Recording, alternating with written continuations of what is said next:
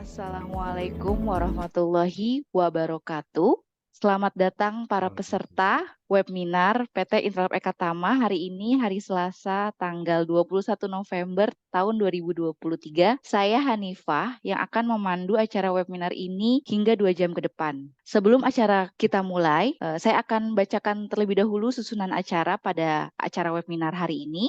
Pertama, pembukaan dari PT Intralab, kemudian akan dilanjutkan langsung diskusi langsung oleh narasumber, yaitu Bapak Priyo Wahyudi, di 1,5 jam kemudian hingga jam 10.30, kemudian dilanjutkan diskusi tanya jawab, yang ini waktunya akan tentatif, kami akan buka 3 penanya, 2 live dan juga 1 chat, jadi bisa Bapak dan Ibu persiapkan pertanyaannya mulai dari sekarang. Kemudian setelah diskusi selesai akan ada pemaparan sedikit dari PT Intralab Eka Tama, hanya 15 menit. Kemudian akan ada kuis Kahoot. Jadi Bapak dan Ibu jangan beranjak dari tempat, tetap duduk dan menyaksikan webinar ini karena ada hadiah yang cukup menarik dari webinar dari permainan Kahoot ini. Dan kemudian di akhir sesi kita akan ada foto bersama, jadi Bapak dan Ibu bisa open kameranya dan bisa menggunakan background yang sudah kami share di kolom chat.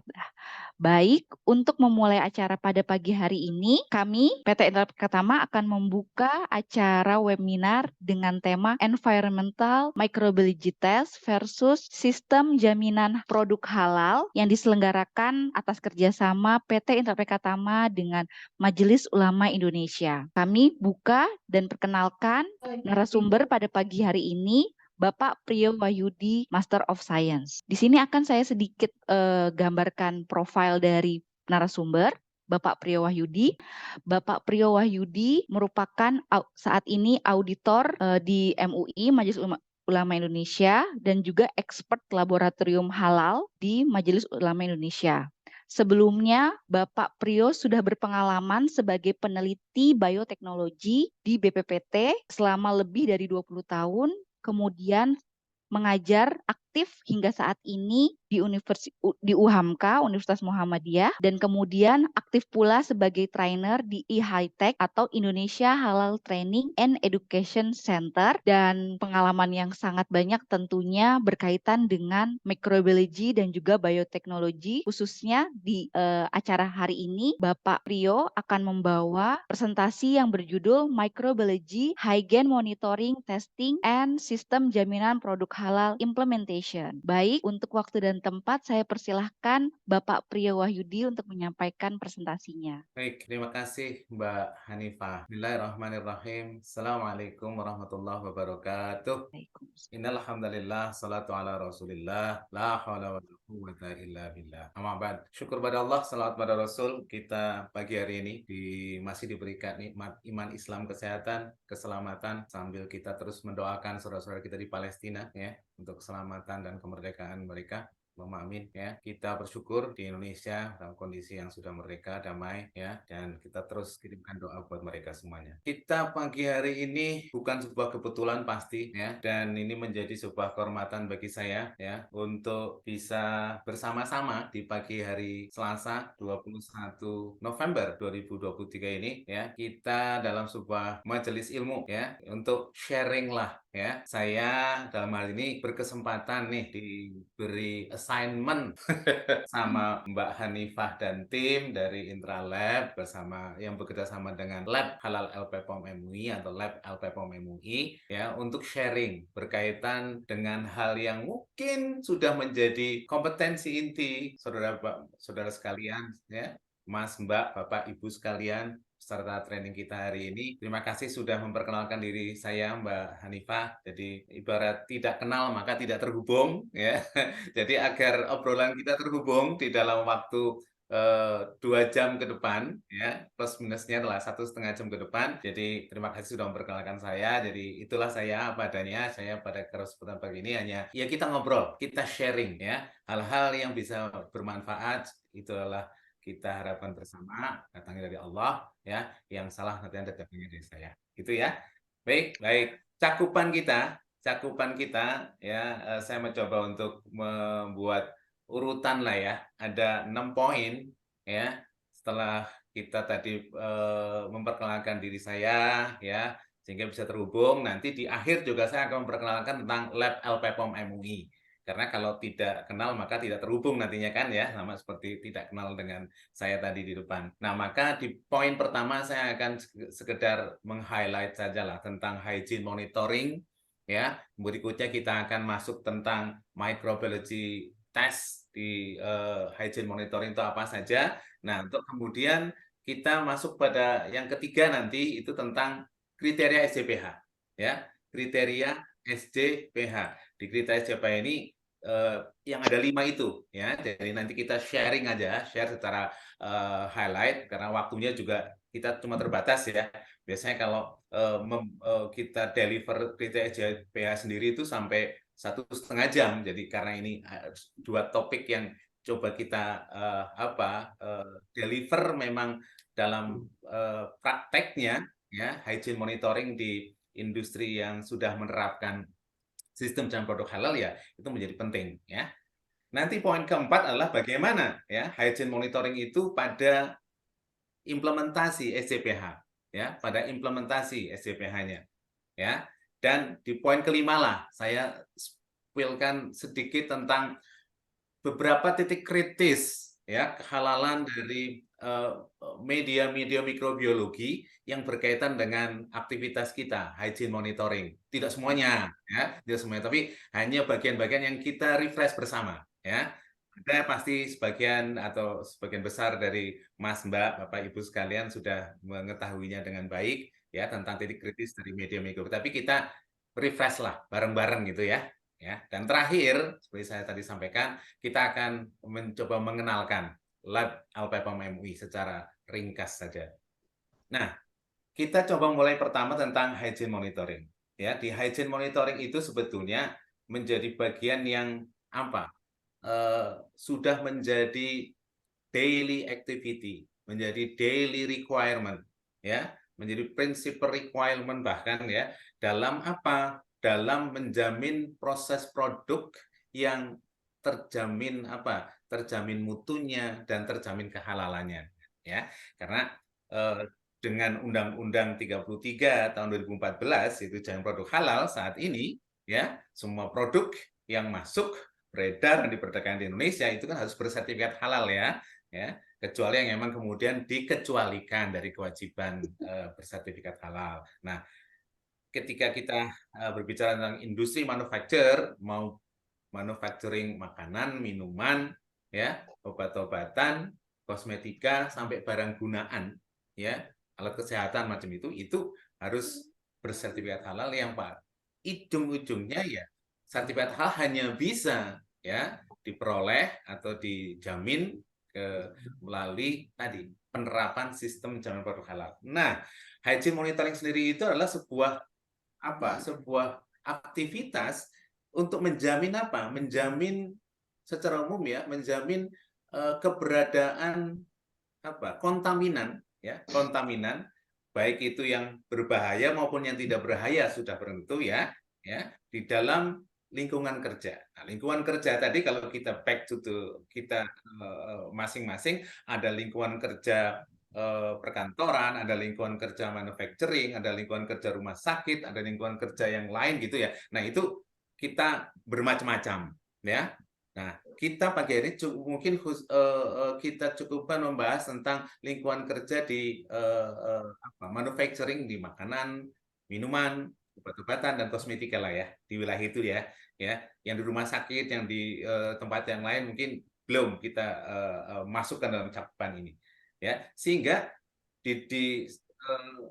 saat kita melihat tentang hygiene monitoring juga sering juga disebut sebagai suatu aktivitas melakukan mitigasi, ya, mitigasi terhadap potensi resiko yang mungkin timbul ya berkaitan dengan keamanan pangan, minuman, kosmetika gitu ya, dari aspek-aspek yang kontaminasi bisa macam-macam. Nah, karena kita pagi hari ini fokus pada yang mikrobiologi ya, kontaminan dari sisi mikrobiologinya ya. Dan secara umum bahwa aktivitas hygiene monitoring ini ya itu bisa dilakukan dengan dua pendekatan kan ya, Serum ya, yang bersifat kualitatif maupun yang bersifat kuantitatif ya, tergantung pada apa tujuan dari kita melakukan monitoring ataupun apa nih yang sedang kita monitor gitu ya. Nah, saat kita membahas tentang atau berbicara tentang apa hygiene monitoring, ya sudah barang tentu kita ini merupakan bagian dari environmental monitoring ya. Jadi bagaimana memonitor lingkungan di tempat produksi ya, tempat produksi. Nah, sehingga dalam kerangka itu maka apa cakupannya itu bisa sangat luas. Ada aspek ya personelnya, people-nya, ya, ada aspek lingkungannya, sanitasi lingkungannya, ya, ya, kemudian aspek higien dari fasilitas produksinya, kebersihan dari fasilitas produksi yang berkontak dengan bahan, ya, produk intermediate ataupun produk akhir, ya, sudah berarti gitu kan ya, jadi product facility, ya, terus juga berkaitan dengan proses produksinya itu sendiri. Ada beberapa proses produksi yang pada kiranya menggunakan tahapan-tahapan yang pada kiranya memang tidak bisa dikontrol ya secara apa bebas kontaminasi macam itu ya atau memang melalui sebuah tahapan yang memang apa tertentu yang pada kiranya berpeluang adanya potensi kontaminasi mikroba. Nah, maka itu menjadi bagian yang penting untuk dicermati serta juga mengevaluasi wilayah cakupan dalam memonitor kualitas produk nih. Ya, produk yang dihasilkan itu gimana nih kualitas dari apa wilayah cemaran mikrobanya ya. Ya, kontaminasi mikroba. Yang bisa jadi kan memang ketika kita sampai di wilayah evaluasi produk melalui uji mikrobiologi, maka kita bisa menelusurinya ya melakukan penelusuran bisa disebabkan karena bahan bakunya bisa disebabkan karena processingnya bisa karena fasilitasnya bisa karena lingkungannya ya juga bisa karena personelnya kan ya nah ini menjadi penting bahwa kita hygiene monitoring itu di dalam proses apa manufaktur ya manufaktur produk makanan, minuman, obat-obatan maupun kosmetika ya itu menjadi penting.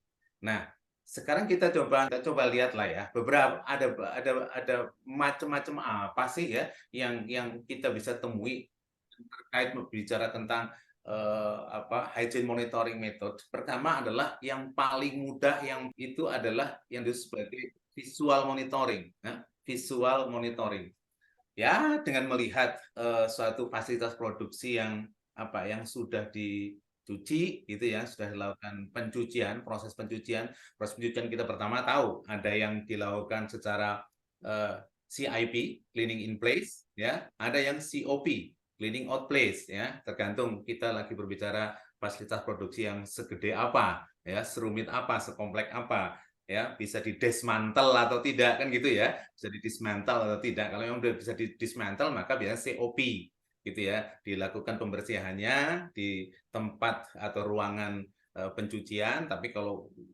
memang tidak bisa didismantle dan ukurannya memang besar biasanya kan cleaning in place ya nah maka tindakan monitoring yang pertama secara visual ya dengan melihat apa secara fisik di situ adanya debu, adanya kotoran, ya, adanya residu, ya, atau plus ya ditambah dengan adanya bau atau adanya masih ada warna-warna tertentu gitu ya, bau. Maka itu menjadi apa ya visual monitoring ya, seperti yang bisa kita cakupan sebagai metode monitoring hygiene yang paling sederhana, paling mudah. Berikutnya kita masuk pada metode yang sudah menggunakan apa? Deteksi terhadap protein base, ya, protein base atau ATP base gitu.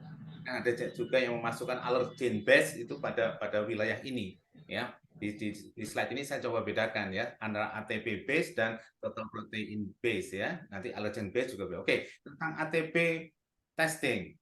ATP kita tahu bersama, ATP itu kan energi ya, energi setiap sel, single cell ya, mau sel tubuh kita, sel bakteri, sel mikroba lainnya, maka ketika dia beraktivitas, aktivitas metabolisme ya, dia butuh ATP ya, butuh ATP. Jadi ini kan ATP itu seperti apa? Energi biologi lah ya, energi molekul, energi biologis dari sel yang hidup, dari sel yang hidup. So, keberadaannya di sebuah tempat apabila kemudian kita melakukan monitoring pendeteksian ternyata ada di sana, itu menandakan bahwa di situ kemungkinan ya adanya apa?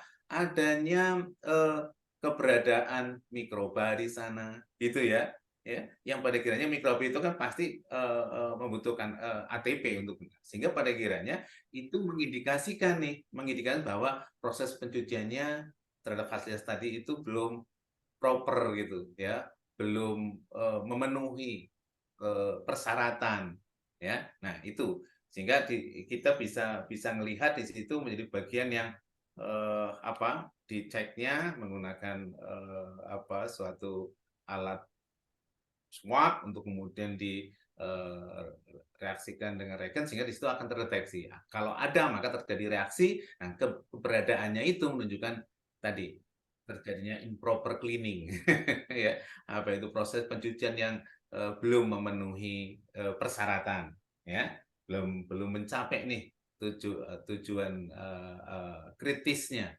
Ya. Yang kedua adalah tentang protein testing, ya, total protein testing. Nah, total protein testing ini juga prinsipnya sama, ya, karena kita tahu bersama bahwa keberadaan protein tadi itu, ya, itu bisa berasal dari apa?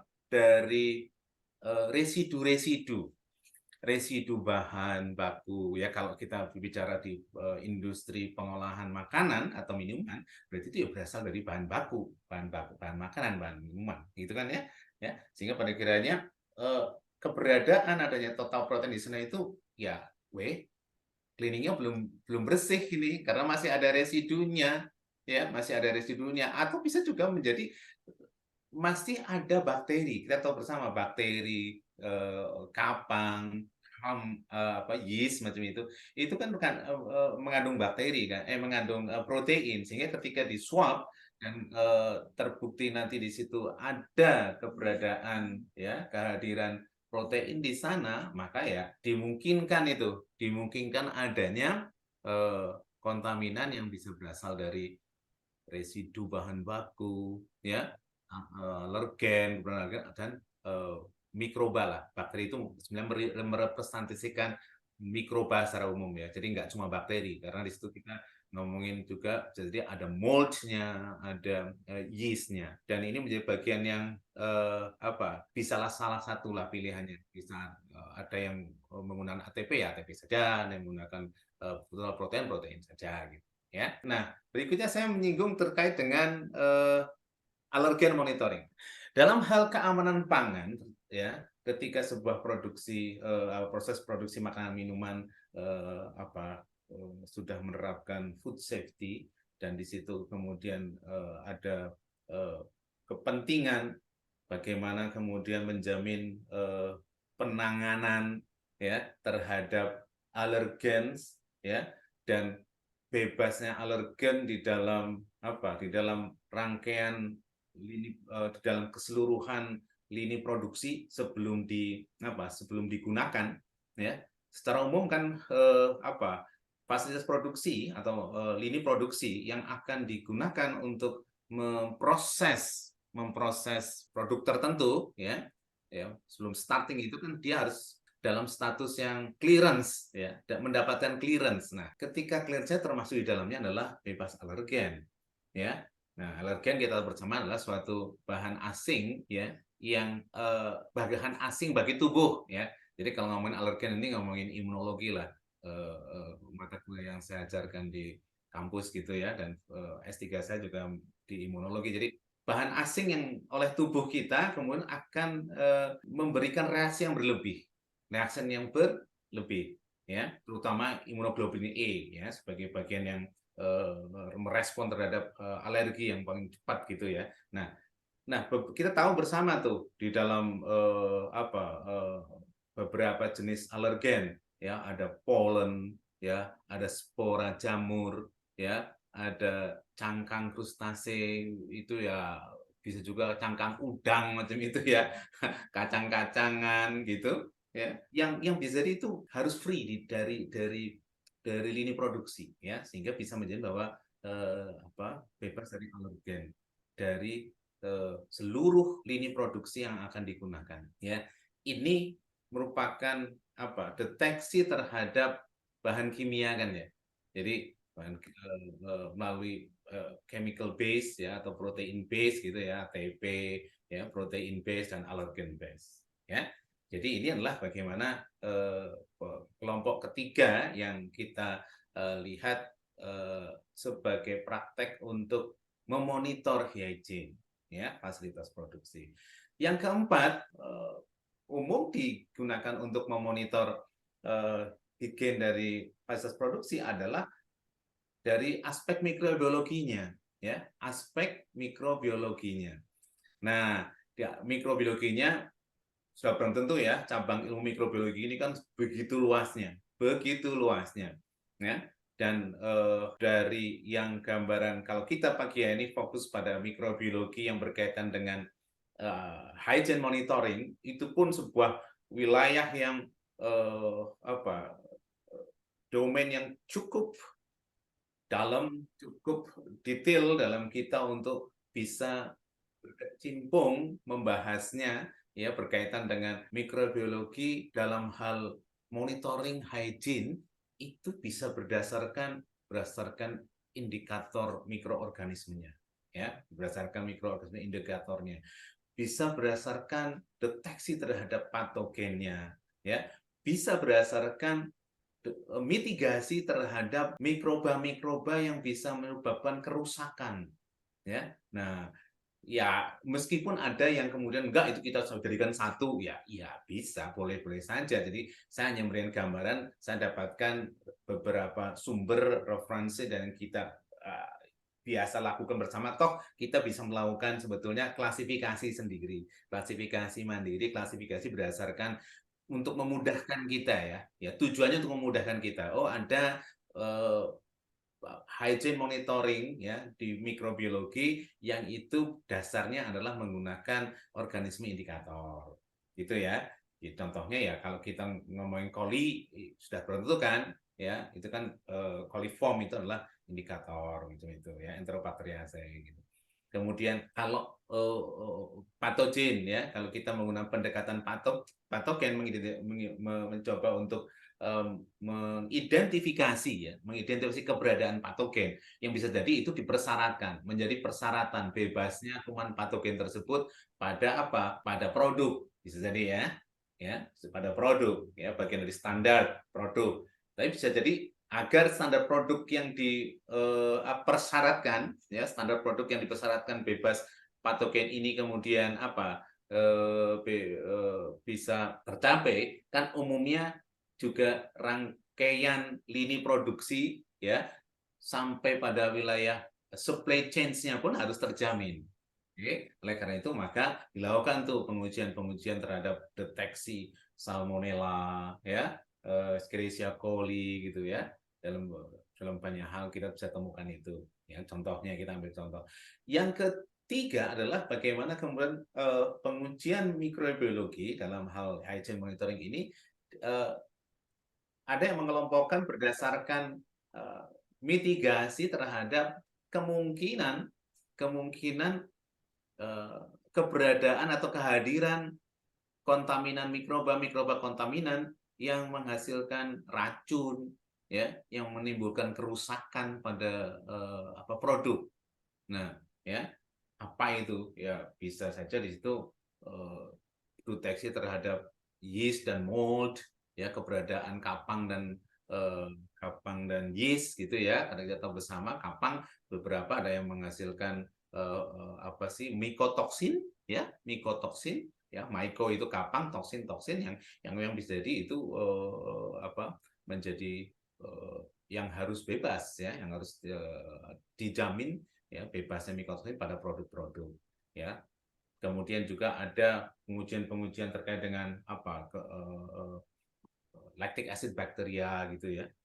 Jadi itu bagian-bagian yang sebetulnya kalau secara umum digabung pun nggak masalah, tetapi bahwa kalau ada sumber, ada cara memudahkan kita untuk bisa mengelompokkan ya. Jadi kembali lagi dalam hal ini klasifikasi pengelompokan ini bukan sebuah hal yang apa yang rigid, ya. Tetapi ini adalah hanya kita bisa temukan ya dalam perspektif bahwa oh ada yang mengelompokkan seperti ini loh, memudahkan kita loh, nah macam itu. Jadi kita harus memandangnya seperti itu, nggak perlu serikit-rikit amat gitu ya dalam mensikapi pengelompokan ataupun klasifikasi ya. Jadi cair gitu kita bisa bisa terbuka dengan sudut-sudut pendapat ya reference yang memang cukup banyak ya kita dapatkan. Nah itu kita sudah ngobrolin tentang yang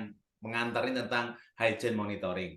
Sekarang kita masuk pada aspek pengujian mikrobiologinya nih ya. Waktu saya tersedia cuma 1,5 jam, ini saya sudah setengah jam sendiri ya. Sehingga pada kiranya saya coba memberi gambaran secara ringkas karena mungkin saya akan lebih fokus pada bagian integrasinya dengan sistem jalan produk halal ya. Dan saya juga nanti berharap kita punya diskusi yang cukup ya, punya diskusi yang cukup serta saya sudah siapkan ada case study di sini nih. Ada studi kasus. Jadi kita bisa terbuka nih ya. Saya berharap bisa interaktif ya. Jadi nggak satu arah dia saya ya. Maka kalau kita di slide sekarang di slide yang beberapa nih nomornya saya nggak ingat ya, punya di slide ini saya hanya memberikan gambaran. Ini kan kalau Bapak Ibu Mbak Mas ya saya sudah merasa senior ya sehingga memanggilnya Mas dan Mbak adik-adik gitu bahkan atau anak-anak bisa jadi ada mas saya gitu kan ya.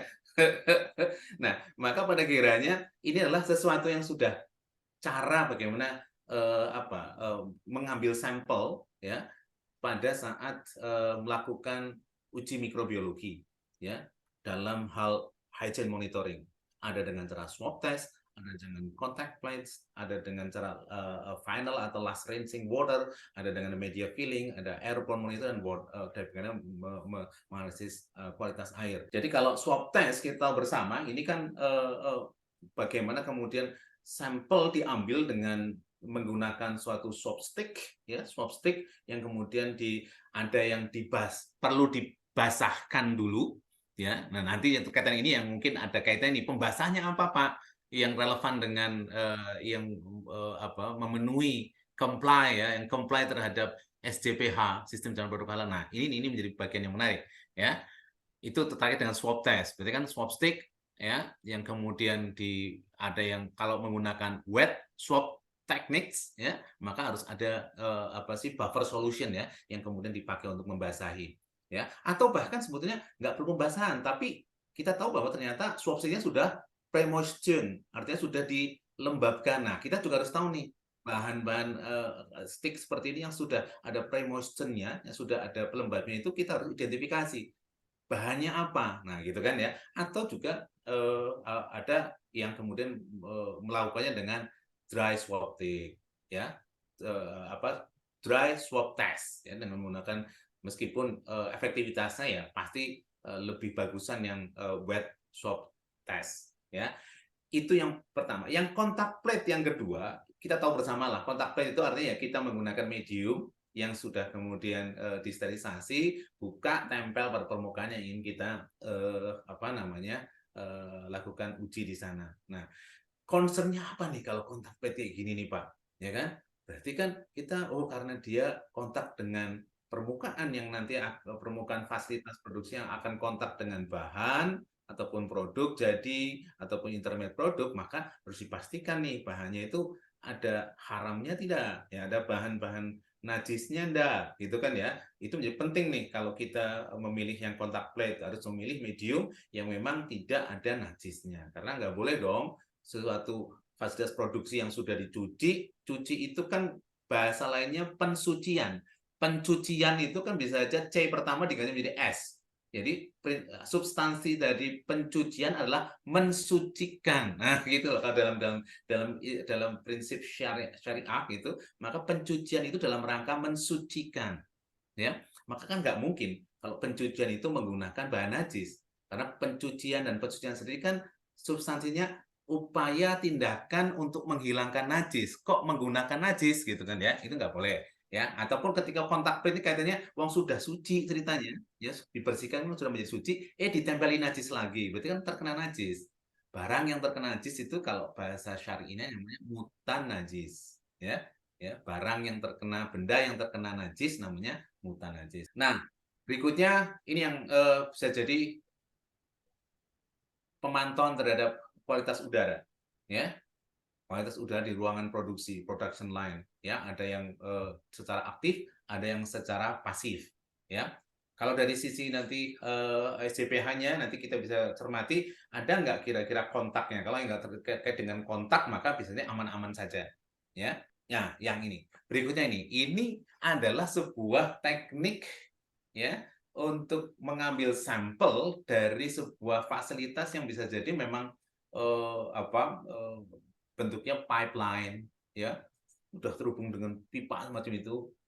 Karena juga proses pencuciannya CIP, cleaning in place, ya, cleaning in place dengan proses piping juga, ya, proses piping juga. Nah, oleh karena itu maka dua hal inilah yang secara umum ya, kalau Mas dan Mbak, Bapak Ibu sekalian hanya kita refresh ya, last rinsing atau file rinsing monitoring ini adalah suatu upaya dengan kita tampung tetesan terakhir dari bilasan air bilasan terakhir itu untuk kemudian dites. Dites apa? Dianalisis sifat fisika, kimianya, ya, atau mikrobiologinya. Ya, kalau karena kita ngomongin mikrobiologi berarti mikrobiologinya untuk dites kemudian, ya, final rinse waternya, ya, itu tuh.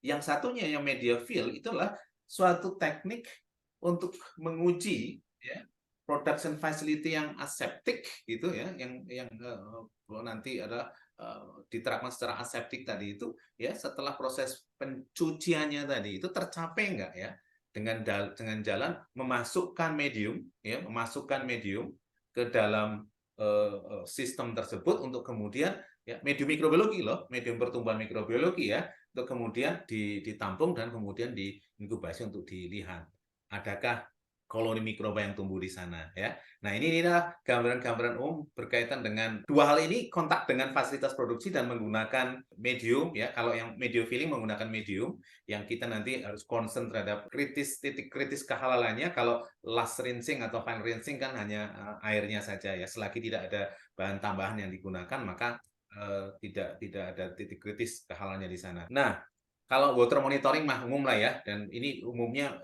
tidak berkontak dengan medium, ya, karena pengambilan sampelnya bisa menjamin tidak terjadinya cross kontaminasi lah ya, itu. Kemudian langsung sampel diambil dan dibawa ke laboratorium, sehingga kalaupun medium-medium pengujian kualitas air di lab mikronya itu ternyata tidak ada atau belum ada yang halal ataupun tidak bisa menjamin bebas dari porcine derived materials, ya nggak apa-apa selagi tidak ada kontak dengan fasilitas produksi yang digunakan untuk memproduksi produk halal. Nah, itu gambaran metode-metode mikrobiologi, ya, ketika berkaitan dengan hygiene monitoring, ya. Sekiranya ada hal yang mungkin dari Mas, Mbak, Bapak, Ibu sekalian ada tambahan, ini bisa memperkaya diskusi kita yang menjadi bagian kita untuk lebih menambah pengetahuan, wawasan, pengalaman kita. Oke, nah sekarang kita masuk pada poin ketiga nih, poin yang saya berharap ini bisa punya porsi yang proper, sekedar refreshment nih. Apa itu SCPH? SCPH itu singkatan dari Sistem Jaminan Produk Halal, ya, Halal Product Assurance System, ya. Halal Product Assurance System ini merupakan Indonesian Halal Standard, ya, saat ini menjadi standar halal Indonesia, ya, berdasarkan keputusan Kepala Badan Penyelenggara Jaminan Produk Halal (BPJPH) nomor 22 tahun 2023. Ini barang baru ini, ya, yang menggantikan keputusan Kepala Badan tahun 2021 nomor 57, ya, tentang kriteria jaminan produk halal, ya, sistemnya, ya, sistem.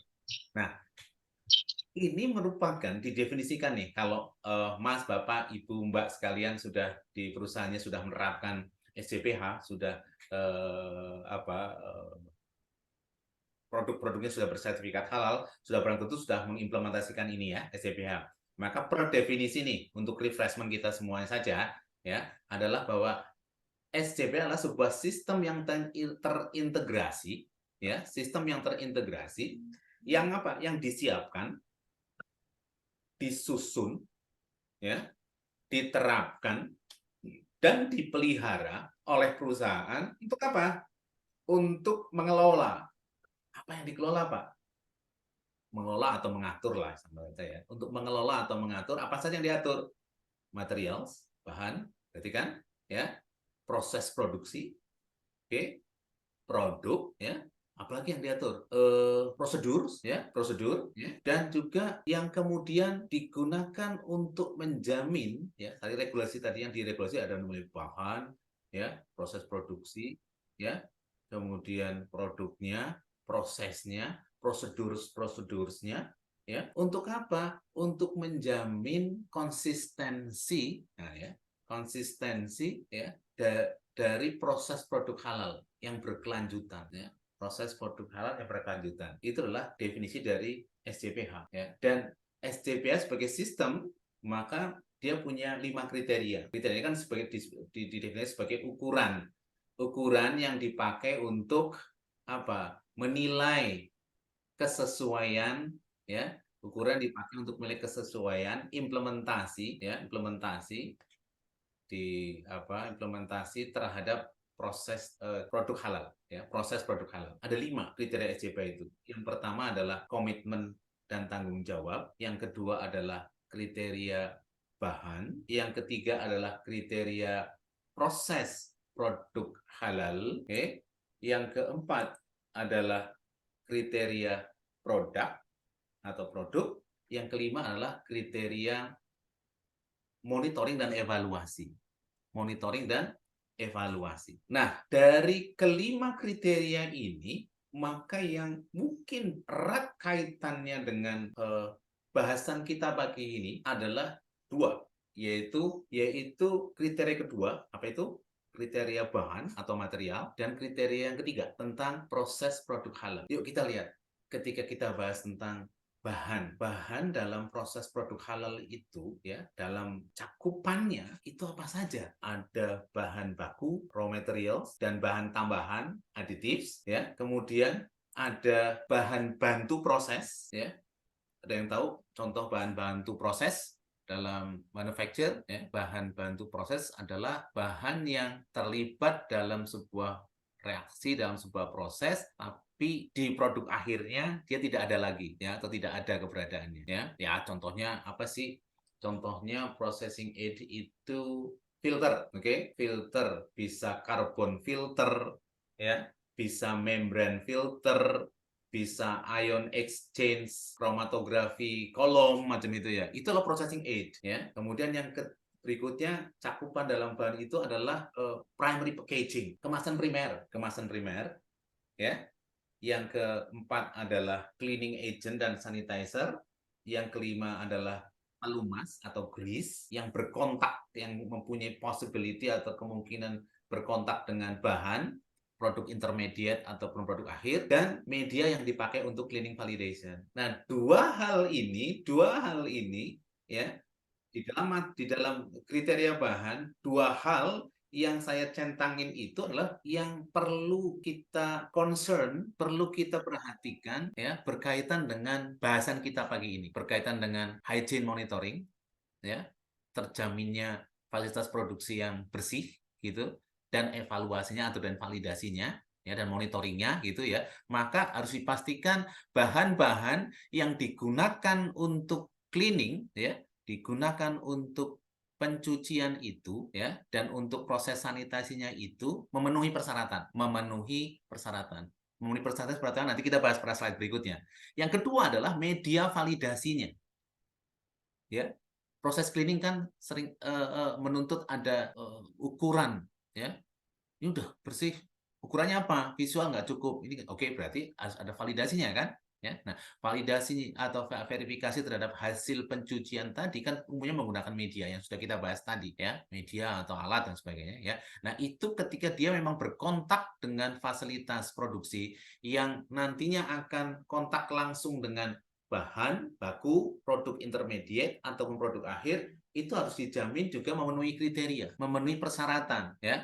Persyaratan kalau di kriteria bahan itu adalah terkait dengan sumbernya ini. Pertama sumbernya, ya. Sumber bahan itu harus terjamin, sumber yang halal, ya. Tidak boleh berasal dari yang haram. Nanti kita akan detail ke sana, ya. Yang kedua, bahan-bahan itu harus mempunyai material supporting documents, ya, dokumen-dokumen pendukung kehalalan yang mencukupi dan valid. Cukup itu artinya apa, Pak? Valid itu artinya apa? Dokumen pendukung yang cukup itu adalah sesuai dengan ketentuan. Contoh, dokumen pendukung untuk bahan-bahan yang berasal dari turunan hewan, hewannya itulah hewan sembelihan, maka dokumen pendukung yang cukup terhadapnya adalah sertifikat halal, tidak ada yang lain. Oke? Sementara untuk bahan-bahan kimia dan sebagainya itu mungkin ya yang tergolong dalam positive list, bahkan itu nggak perlu dokumen pendukung. Ya, itu artinya cukup.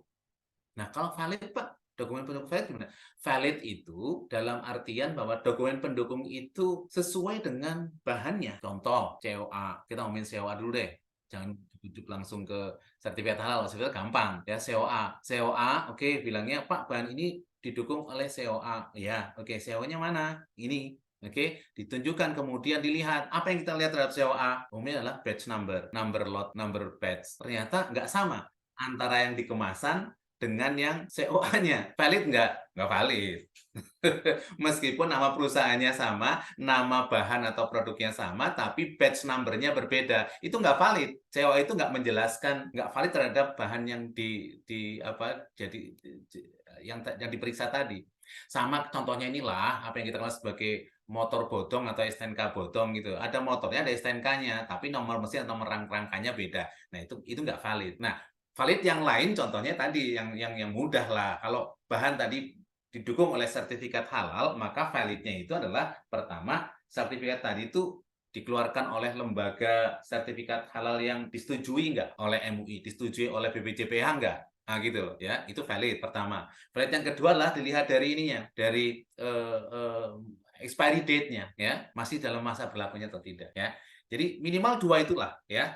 Terlepas bahwa kemudian setiap perusahaan yang menerapkan sistem jaminan produk halal atau SJPH itu harus memaintain ya bahwa seluruh dokumen pendukung bahan tadi itu selalu selalu dalam masa validitasnya. Ya tadi contohnya kalau ada COA yang berubah ya harus diupdate. Kalau ada sertifikat halal yang sudah expired juga harus diupdate. Nah, pada kriteria ketiga yaitu proses produk halal ini juga berkaitan dengan yang kita topik kita pagi ini tentang hygiene monitoring karena di dalam proses produk halal itu mencakup fasilitas produksi ya yang menjamin bahwa lokasi, tempat dan peralatan yang digunakan untuk proses produk halal itu harus terpisah dari yang proses produk tidak halal ya. Maka itu komponen pertama itu ya, lokasi, ya, tempat dan peralatan ya, itu pertama. Yang kedua adalah bagaimana kemudian proses pencucian itu dilakukan, prosedur pencucian itu diatur.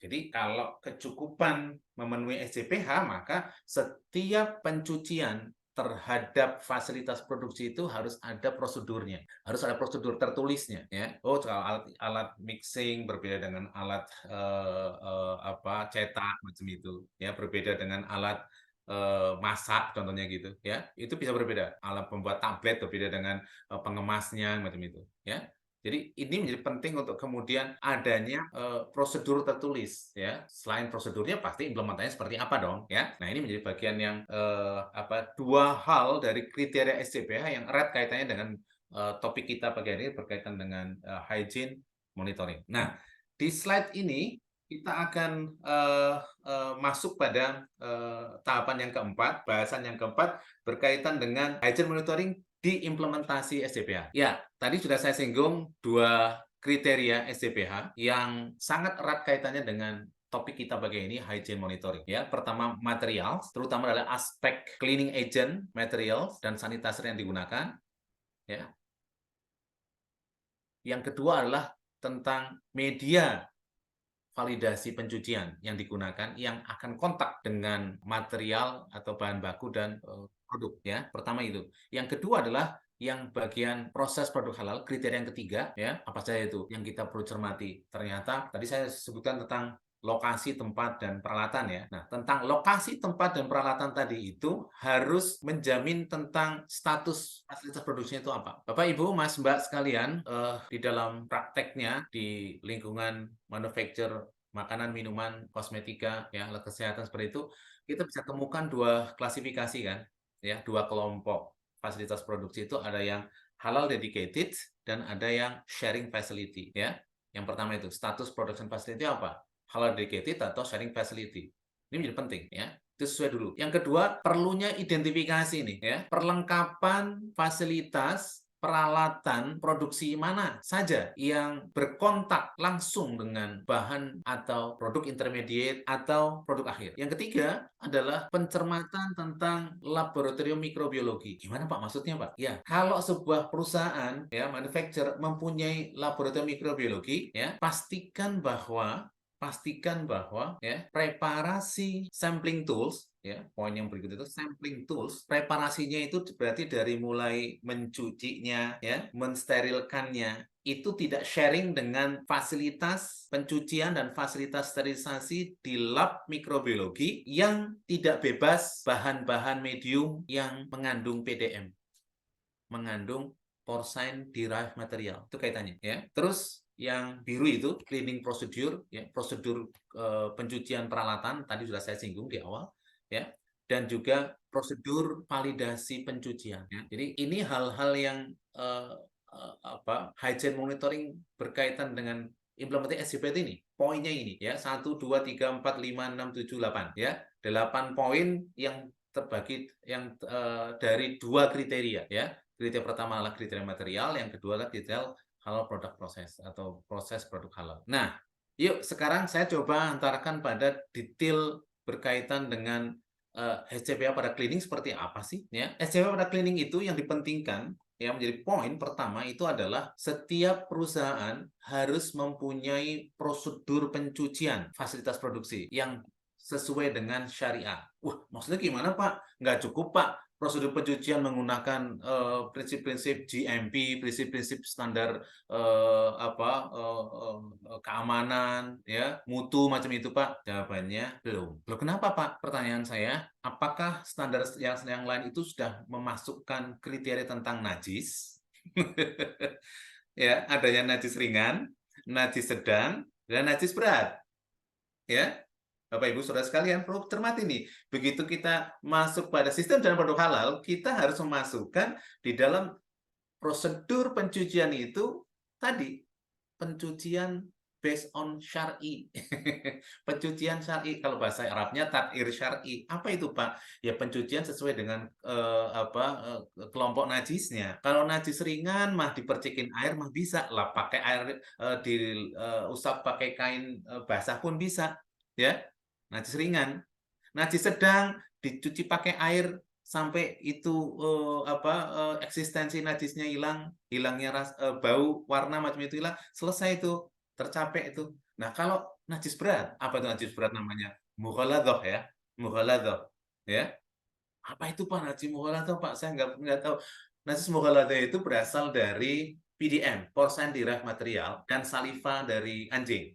Dua itu contohnya. Pak, nggak langsung dari daging, nggak ada nih Pak daging babinya, macam itu. Nanti panjang lah ceritanya ya. Nah, pokoknya kalau di dalam Islam, adanya keterkaitan proses ke atasnya itu ada sangkut pautnya atau pernah berkontak dengan PDM, porcine derived material, itu jatuhnya najis mughaladhah, haram. Nah, terus kalau proses produksi terkena najis tadi Pak, lah makanya itu poin pertama adalah perusahaan atau pelaku usaha harus mempunyai prosedur pencucian sesuai dengan syar'i ya. Kalau sudah punya berdasarkan GMP, berdasarkan keamanan dan sebagainya standar yang lain, silahkan dilengkapi sekiranya memasukkan ya.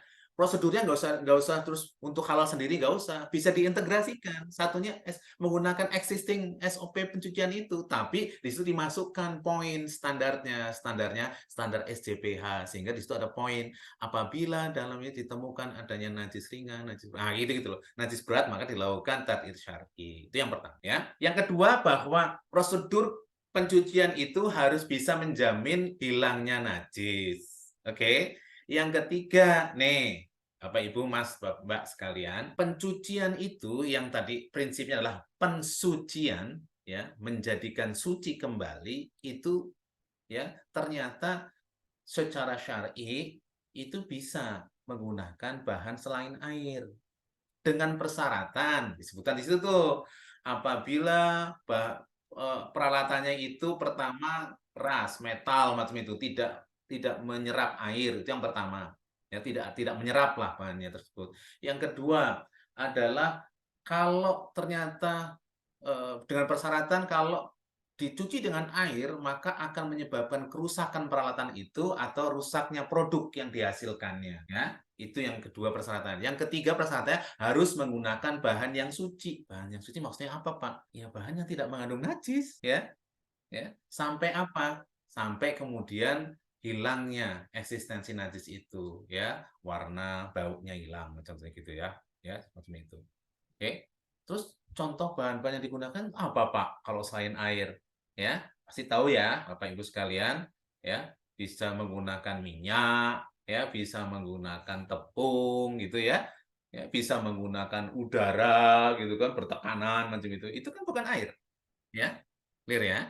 Nah, terus yang keempat, cleaning agents atau cleaning aids, deterjen ataupun cleaning ya apalah chemicals yang digunakan untuk cleaning itu do not contain najis, nggak boleh mengandung najis. Ibaratkan kalau mensucikan itu pinginnya suci ya membuang najis jangan dengan najis gitu ya kan? Ya, harus dengan yang benda yang suci mensucikan. Yang kelima, tempat pencucian kalau harus memang fasilitas atau peralatan tadi dilakukan secara COP, cleaning out place, bisa didismantle itu bagian-bagiannya, terus dicuci di sebuah tempat, maka tempat area pencuciannya itu harus separated, harus terpisah dengan tempat pencucian peralatan-peralatan yang berkontak dengan PDM. Clear lah ya, saya nggak usah jelasin lebih jauh lagi. Saya masih ada beberapa slide yang cukup krusial saya harus jelaskan. Yang keenam, waktu saya tinggal setengah jam. Waduh, pengennya tanya jawab banyak nih sebetulnya. Yang keenam adalah, ya, ini yang penting, Mas, Bapak, Ibu, Mbak sekalian. Tidak boleh interchangeable. Apa itu Pak maksudnya? Ini barang, ini fasilitas produksi, dipakai untuk proses produksi halal. Oke? Sharing ceritanya. Sharing nih Pak, oke. Sharing dengan produk yang belum sertifikat boleh nggak? Boleh. Oke? Asalkan tidak mengandung PDM, tidak mengandung porsan direct material. Oke Pak, kalau saya pakai Pak ternyata kita nggak tahu di situ ada PDM-nya Pak. Oke, oke. Kemudian saya lakukan apa Pak? Tathir syar'i, pencucian secara syar'i, oke, ya. Baru kemudian bisa suci kembali kan. Nah, syaratnya setelah itu ya dipakai untuk PPA terus, nggak boleh dipakai untuk bergantian dengan ya Kak. 1 bulan dipakai untuk proses produk halal, 1 bulan dipakai untuk menghasilkan produk yang menggunakan contohnya turunan babi macam itu nggak boleh interchangeable gitu ya, itu aturan syar'inya seperti itu. Nah, kalau tadi kita ngobrolin tentang SJPA dalam hal pencucian, sekarang saya fokus pada SJPA pada validasi pencucian. Yang pertama adalah harus punya prosedurnya. Saudara, SJP itu adalah sistem di mana-mana pun, mau sistem ISO, sistem apa, sistem GMP macam itu kan 2 hal yang prinsip. Do what you write what you do. Do what you write itu artinya semua kegiatan itu harus ada written standarnya, harus ada written documentnya, harus ada dokumen tertulis yang mendasari aktivitas tersebut. Makanya harus punya SOP. Makanya kan Harus ada tuh SOP-nya. Jadi jangan sampai di sebuah aktivitas itu ada aktivitasnya, ada kegiatannya, nggak punya SOP-nya, nggak punya prosedurnya. Cilaka itu, ya. Yang pertama itu punya prosedur. Yang kedua, cleaning validation media itu, ya, harus merupakan bahan yang bebas dari najis, ya, atau tidak mengandung najis, atau bahkan tidak pernah berkontak dengan PDM, tidak pernah berkontak dengan PDM. Semoga jelas. Kalau belum jelas, saya coba jelasin sedikit. Ini maksudnya gimana, Pak? Oke, kita ambil contoh langsung Pepton, soy Pepton. Soy Pepton jelas, Pak. Bahannya kedelai, Pak, soybean. Ini flow process chart-nya. Oke, good. Terus sekarang kita lihat bahannya soybean. Oke, bahan nabati diproses gini. Oke, ada hidrolisisnya, Pak. Oke, hidrolisisnya pakai apa? Protease. Oke, kita cari protease-nya sumbernya apa? Sumbernya mikroba, Pak. Oke, mikroba. Oke, mikroba berarti ini produk mikrobial. Oke, ini GMO bukan? Sebentar, Pak. Oh ya, kayaknya rekombinan, Pak. Sudah ditambahi gen. Gennya apa? Gennya ternyata dari babi. Jadi mikroba rekombinan tadi sudah disetujui protease gene dari babi, contohnya gitu ya. Ya itu nggak boleh. Berarti enzim yang dipakai untuk menghidrolisis bahan kedelai tadi menghasilkan pepton. Pepton itu kan oligopeptida ya. Nah itu melalui proses enzimatis tadi menggunakan enzim mikrobial, enzimnya yang menghasilkan mikroba, contohnya E. coli. Tapi E. coli itu sudah direkombinasi menggunakan gennya itu diambil dari babi sumbernya. Ya wes masalah, ora iso. Karena pernah berkontak dengan, ya, disebutkan di sini, do not ever contact in all production and preparation stage, ya, dengan PDM. Yang ketiga, ya, cleaning media validasi cleaning ini juga tidak boleh terkontaminasi silang dengan benda haram atau najis. Dan yang keempat adalah apabila nih media cleaning validasinya itu ternyata mengandung najis, ya, mengandung najis, tapi najisnya najis sedang nih, Mas, Mbak, Bapak, Ibu, dan bukan yang mengandung PDM, masih boleh nggak berkontak dengan fasilitas, ya? Maka standarnya boleh, asalkan there is procedure, ya, for removing najis afterwards.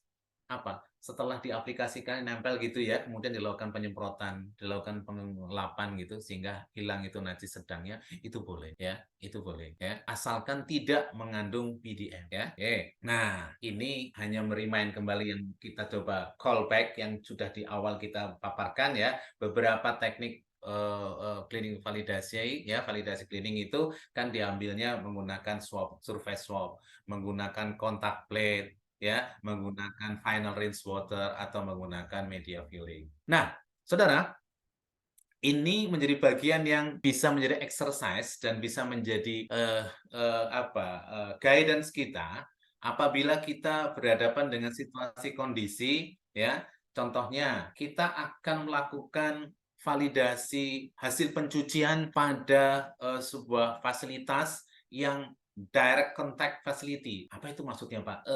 Ya fasilitas-fasilitas yang kontak dengan bahan atau produk. Apa contohnya? Ini, Pak, spoon untuk ngambil bahan. Ya, apalagi? Spoon untuk ngambil sampel. Betul. Apalagi? Mangkok mixer. Oh, ya pasti. Blender. Ya, blade-nya, Pak. Betul, macam itu ya. Pokoknya berkontak dengan bahan macam itu ya. Kebayang ya? Nah, itu namanya direct contact facility ya. Kalau yang kontak dengan personal jelas lah ya, kan ada swab atau metode yang kemudian harus berkontak dengan personal di tes telapak tangannya sebelum dan setelah pencucian ya, aktivitas pencucian sanitasi gitu ya. Nah, maka apabila media cleaning validasi ya, apabila media validasi pencucian itu halal certified, waduh, halal certified ya, yang pertama ya, maka oke untuk keduanya tuh ya. Untuk kontak dengan personel oke, untuk dipakai swab ataupun kontak dengan permukaan fasilitas yang berkontak dengan bahan ataupun produk akhir itu pun oke. Clear, itu cara bacanya gitu. Yang kedua, apabila media untuk validasi pencucian itu ternyata tidak bersertifikat halal, Pak. Oke, tapi tidak ada kandungan PDM-nya, Pak.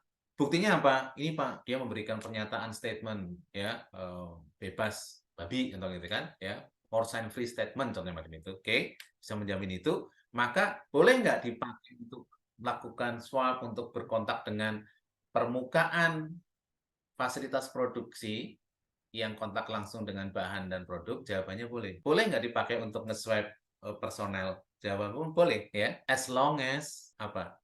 Ada suatu tindakan berikutnya dengan menghilangkan, dengan disemprot pakai tanol, dengan IPA atau dilap gitu. Nah, itu persyaratan yang kedua. Bagaimana kalau kemudian yang ketiga, cleaning validation mediumnya itu mengandung PDM, maka ya not okay untuk keduanya. Not okay untuk personel, not okay untuk permukaan fasilitas produksi yang berkontak dengan bahan atau produk akhir. Oke? Nah, Pak, ini Pak, media untuk validasi cleaning itu kami menggunakan buffer kimia, Pak. Oke, so ya jawabannya oke, bahan kimia, nggak ada titik kritisnya di sana, ya, dari titik kehalalnya, clear, ya. Nah, ini sih tadinya saya berpikir, ini saya sharing nggak ya? Ini perlu saya share nggak ya, gitu ya? Oke lah, share, saya berikan, saya pengen ya kita share lah, kita manfaatnya bareng-bareng gitu. Ya, nggak ada ruginya. Saya hanya spillkan berapa tuh? 3 kali 5, 15.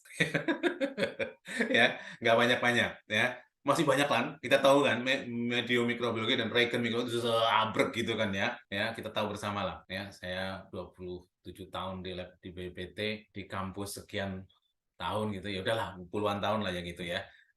Karena bidang saya dari awal mikrobiologi, jadi saya di Sirotol Mustaqim di mikrobiologi gitu ya. Nah, gitu. Nah, yuk kita coba lihat yuk. Saat kita berhadapan dengan karbohidrat, pati-patian, starch, maka itu kan sumbernya nabati ya, tanaman ya. Dan biasanya dia diproses dengan sebuah proses fisik ya, di mana bahannya nabati tadi itu kemudian direndam dengan air, kemudian di grinding gitu kan, atau di milling gitu, kemudian di siphoning ya, kemudian di apa sedimentasi dulu lah sebenarnya ada proses sedimentasi, kemudian drying, packaging. Kalau itu saja clear, itu physical proses dengan penambahan air, itu nggak ada yang kritis-kritisnya. Clear ya? Ya. Tapi begitu kemudian di proses tersebut ada penambahan citric acid, nah, asam sitrat dipakai buat apa, Pak? Putih lah. Tepung kalau apa? Warnanya nggak putih kan apa? Ada apa sih? Secara estetik, secara kesan, wih kotor, wih apa sudah mengalami kerusakan macam itu kan ya, secara fisik ya, visual gitu ya. Nah, makanya ketika proses produksi ada yang menggunakan penambahan asam sitrat. Nah, justru penambahan asam sitrat inilah titik kritisnya. Makanya saya boldkan, gitu loh. Ya, clear ya. Jadi starch karbohidrat itu monggo. Ini macamnya banyak kan, starch ini. Ada potato starch gitu kan ya. Ada maize starch gitu kan. Ya, ada ya kita lagi ngomongin potato lah. Jangan ngomongin pati beras, jangan yang di media mikrobiologi kan potato ya. Untuk potato dextrose agar gitu kan pakai potatosnya itu starch macam itu. Nah, itu adalah kemudian kalau sugar itu apa tuh Pak? Ada glukos, ada fruktos gitu kan ya. Ya, kelompok-kelompok itu maka pun dia sumbernya tanaman. Nah, tapi perlu cermati di dalam pembuatan itu ada proses hidrolisisnya itu apa Pak? Bisa secara kimia, bisa secara enzimatis. Cermati. Kalau ternyata ternyata dalam proses hidrolisisnya menggunakan enzim itu, makanya saya bold di situ, saya tebelkan hydrolyzing enzim, hydrolyzing step itulah critical step, critical point-nya ya, whether it's chemically hydrolysis or enzymatically hydrolysis. Nah, ketika kita menggunakan enzim, maka kita perlu further information, perlu masih berkorespondensi. Enzimnya dari mana, produknya gimana, nah seterusnya panjang kali lebar dari luas. Ya, berikutnya yang perlu dicermati lagi adalah decolorization. Apa itu, Pak? Kalau tadi yang pati-patian, tepung-tepungan itu dibustikan cukup dengan asam sitrat contohnya, maka kalau sudah masuk pada gula-gulaan, penjernihannya itu menggunakan dekolorisasi. Bisa menggunakan kimia, bisa menggunakan filtrasi. Filtrasinya apa, Pak? Karbon aktif. Nah, karbon aktif kritisnya di mana, Pak? Karbon aktif itu kan dari kayu, Pak. Dari tempurung kelapa. Iya di sini. Nah, kalau di sana lebih banyak ada yang sumbernya dari tulang. Tulang apa, Pak? Ya tulang sapi, tulang babi. Nah, terusnya gawat itu. Nah, itu dia. Dekolorisasi itu penting di situ. Ya, itu baru dua ya. Agar aman lah. Agar itu kan dari seaweed ya, dari rumput laut dan prosesnya cenderung fisik dan ekstraksi biasa gitu kan, biasa ya. Jadi aman lah. Sejauh pengetahuan saya ya, itu nggak ada proses yang aneh-aneh dalam pembuatan agar. Oke. Manitol. Manitol itu kan gula alkohol, sorbitol, manitol, gitu ya, xilitol, ya, maltitol. Itu kan gula-gula alkohol. Kita lihat dulu dong sumbernya. Sumbernya dari tanaman, ya, ada di tanaman dan rumput laut itu kan nabati, aman. Karena dia hanya chemical extraction. Tapi begitu dia hasil sorry, yang aman tuh yang dari tanaman, dari rumput laut dan dari sintetik kimia itu aman. Tapi begitu dia sumbernya produk mikrobial, produk mikroba, maka berarti ada proses fermentasi di sana, itu kritis. Udah, kritisnya mau sebagai produk mikrobial. Satu, dan yang kedua, kalau kemudian benar dari tanaman, ya, benar dari tanaman, benar dari sibit, tapi kemudian dalam tahapannya ada penggunaan ini, ada penggunaan enzim isomerisasi, ya, atau penggunaan enzim untuk hidrolisisnya. Sama, kan diboldkan tuh. Disitulah titik kritisnya. Ya, kita di sini nemuin meat extract. Meat extract sih umumnya kita temukan beef ya. Berarti berasal dari sapi dong. Oke. Terus kritisnya di mana, Pak? Ya sumbernya sapinya itu. Maksudnya, Pak, ya sapi kan halal, Pak. Iyo. Ning saat dipotong secara syar'i nggak? Bismillah ya Allahu Akbar nggak? Muslim nggak yang nyembelih? Ya iya, Pak. Nah, kalau gitu hukumnya apa? Bangkai dong. Bangkai hukumnya apa? Najis. Najis. Terus semua yang berasal dari itu najis, ya tetap najis. Ya, jadi beef extract statusnya yang menjadi komponen nutrien agar itu ya kalau nggak bersertifikat halal ya berarti dia mengandung najis. Saya nggak tahu apakah sudah ada nutrien agar yang bersertifikat halal yang bisa menjamin bahwa beef extractnya berasal dari daging-daging yang berasal dari slaughterhouse yang sudah bersertifikat halal. Nah itu kalau seperti itu bisa dikawal, menjadi beef extract pertama yang bersertifikat halal itu mantap ya. Oke, itu dari sumbernya. Yang kedua protease hydrolysis ya. Jadi ketika memang ada proses hidrolisisnya menggunakan enzim ya berarti enzimnya di situ. Saya lanjut ke yeast extract. Yeast extract. Yeast extract itu dari namanya sumbernya yeast. Yeast ini sumbernya secara umum itu berasal dari eh, produksi biomasa. Wah, nggak ada, Pak. Produksi ini biasanya dari ini, Pak. Produknya industri Homer, Pak. Boleh nggak, Pak? Boleh nggak, Pak, kira-kira secara syar'i produknya dari industri Homer ya itu kan jadi biomasanya ya fase padatnya ya biomasa ketika ada proses harvesting atau downstreamnya dipisahkan maka fase padatnya itu mengandung biomasa yeast itu kemudian dilakukan pemanenan dan melakukan itu spiration, cell digesting dan enzymatic hydrolysis. Nah, ini menjadi penting tuh di situ ya. Nah, kalau sekiranya seperti itu, maka kenapa kemudian Bapak boldkan cryopreservation juga? Iya, karena yeast itu kan kalau di skala industri itu disimpannya dalam waktu lama dalam culture collection. Culture collection itu suhunya bisa -40, bisa -85, bisa liquid nitrogen. Nah, saat dengan cryopreservation seperti itu, maka perlu adanya cryoprotectant. Cryoprotectant itu apa biasanya menggunakannya? Ya, tahulah pastilah mikrobiologi ya. Nah, itu kritis ya. Begitupun bahasan. Berusaha media-media yang digunakan untuk fermentasinya itu harus menjamin dia bebas dari PDM. Apa itu PDM, Pak? Porcine Derived Material. Oke, clear ya untuk yeast extract. Nah, tadi pepton dan tripton yang sudah kita sempat bahas dipakai untuk swab test biasanya ya, selain untuk media pengayaan macam itu. Nah, pepton itu berasal dari bisa dari daging, bisa berasal dari susu, bisa berasal dari kedelai. Makanya kita kenal ada soy pepton ya. Tadi sudah saya kasih gambaran ya bahwa kalau sumbernya beef ya, maka tadi sama dengan yang beef extra. Beefnya itu dipotong secara syar'i atau tidak. Sabuk hukumnya akan menjadi najis. Oke, Pak, kalau sumbernya milk aman. Milk itu suci. Sumber milknya aman, ya nggak perlu ada keraguan di dalamnya la roy bafik untuk milk ya tapi proses-proses hidrolisisnya itu makanya itu perlu yang saya boldkan hydrolyzingnya ya itu pasti akan menggunakan enzim-enzim pepton itu kan karena proteasenya pepsin jadi pepton tripton karena dipotong oleh tripsin jadi tripton gitu ya nah itu jadi penting bagi kita blood serum plasma bile salt ya saya kira eh, tentang ini Anda bisa membacanya lah ya. Saya sudah kasih cara membaca seperti tadi. Saya tinggal 10 menit. Ya, mannitol, lecithin, surfaktan, soy, polisulfat, sodium citrat. Oke. Nah, kita sampai case tadi.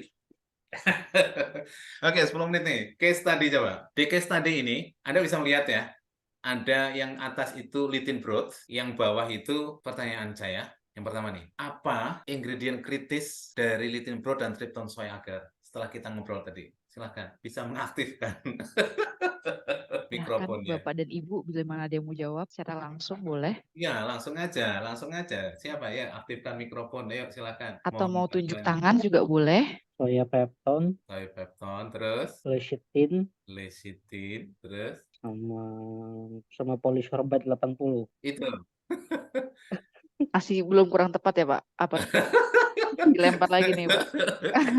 Pepton, Tripton, oke ya. Tadi yang Mas Mhm. disebutkan ya Mas ya.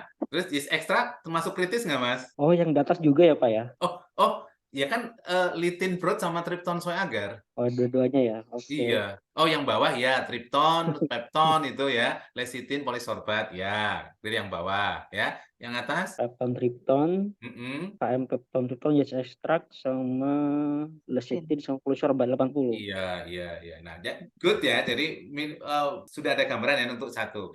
Kedua, bagaimana jika pepton yang ada pada komposisi tadi itu tidak bebas PDM? Apakah kita dapat menggunakannya untuk hygiene monitoring sesuai dengan kriteria SCPH? Jawabannya, boleh atau tidak? Tidak, Pak. Tidak boleh. Kenapa tidak boleh? Karena kan mengandung PDM ya, Pak ya. Terus, jadinya nggak boleh? Iya, nggak boleh, Pak. Boleh. Boleh, Boleh nah. asal bisa menghilangkan najis beratnya, Pak. Kita nomor 2 dulu, Mbak. Nomor 2 dulu. What if the pepton is not free from PDM? Can we use bolehkah kita Hygiene menggunakannya monitor. untuk Nggak boleh, Pak. nggak boleh, betul. Nggak boleh. Jadi tetap nggak boleh ya. Oke, alasannya bisa cari sendiri ya. Good lah. Yang ketiga, apa kira-kira corrective action-nya ya yang harus dilakukan oleh halal supervisor atau siapapun Anda yang ada di perusahaan itu jika ketahuan bahwa ternyata fasilitas produksi Anda pernah berkontak dengan tadi Litinbrod ataupun TSA yang tidak bebas PDM. Ayo, kira-kira apa yang harus dilakukan? Dilakukan pensucian. Lakukan pensucian. Tanah-tanah itu ya berarti. Pakai tanah. Melakukan pencucian sesuai syariat. Dilakukan pembersihan untuk menghilangkan najis beratnya, Pak, dengan media yang sesuai. Oke, good. Jadi lakukan pensucian syar'i gitu ya, kuncinya gitu ya. Melakukan pensucian secara syar'i terhadap najis berat ya, terhadap najis mughalladhah. Ya. Tuh. Nomor 4, bagaimana sih atau apa sih best practices-nya untuk monitoring hygiene yang sesuai dengan SCPH. Kira-kira menurut Mas dan Mbak apa yang bisa kita kontribusikan? Pertama, Material yang digunakan halal. material yang digunakan halal. Yang kedua, Proses produksi terjamin kesuciannya dan alat-alatnya juga terjamin. Oke, yang ketiga, Dokumennya, prosedurnya ada dan jelas. Oke, masih ada yang keempat? Evaluasi ya Pak. Evaluasi naon ya, Tak? Iya, evaluasi dan monitoring ya tadi. Oke, ya boleh. Boleh. Kebayang lah ya, kebayang ya. Good. Sekarang next slide, kita study case yang kedua. Ini aktif Pak pesertanya Pak. Bisa dijawab Bagus. di chat dan kemudian Saya nggak pada sempat langsung lihat raise hand. chatnya ya. Banyak juga yang jawab di chat. Oke, good one. Oke, coba untuk case tadi kedua, yuk silakan mau langsung menyampaikan. Nomor pertama nih, what the SCPH criteria untuk Lindengren dan Trypsin soy broth. TSB mungkin sama dengan TSA. Sekarang Lindengren aja lah. Harus halal, Pak. Harus halal. Emang kandungan Lindengren apa aja yang nggak halal? Cara pembuatannya, Pak. Mas Randy tuh jawab menggunakan media dalam sesuai keseluruhannya. Terus sih asal peptonnya. Oh, kalau asal peptonnya. Iya. Good one. Oke. Harus melihat dari bahannya, Pak. Dari bahannya ya Mas ya. Iya, Pak. Oke, Firman. Ya, di linden itu kan ada apa saja sih? Ada glukos, ya. Ada apa lagi? Ada yeast extract, ada Yontes, Pak. pepton, Tripton. tripton, ya.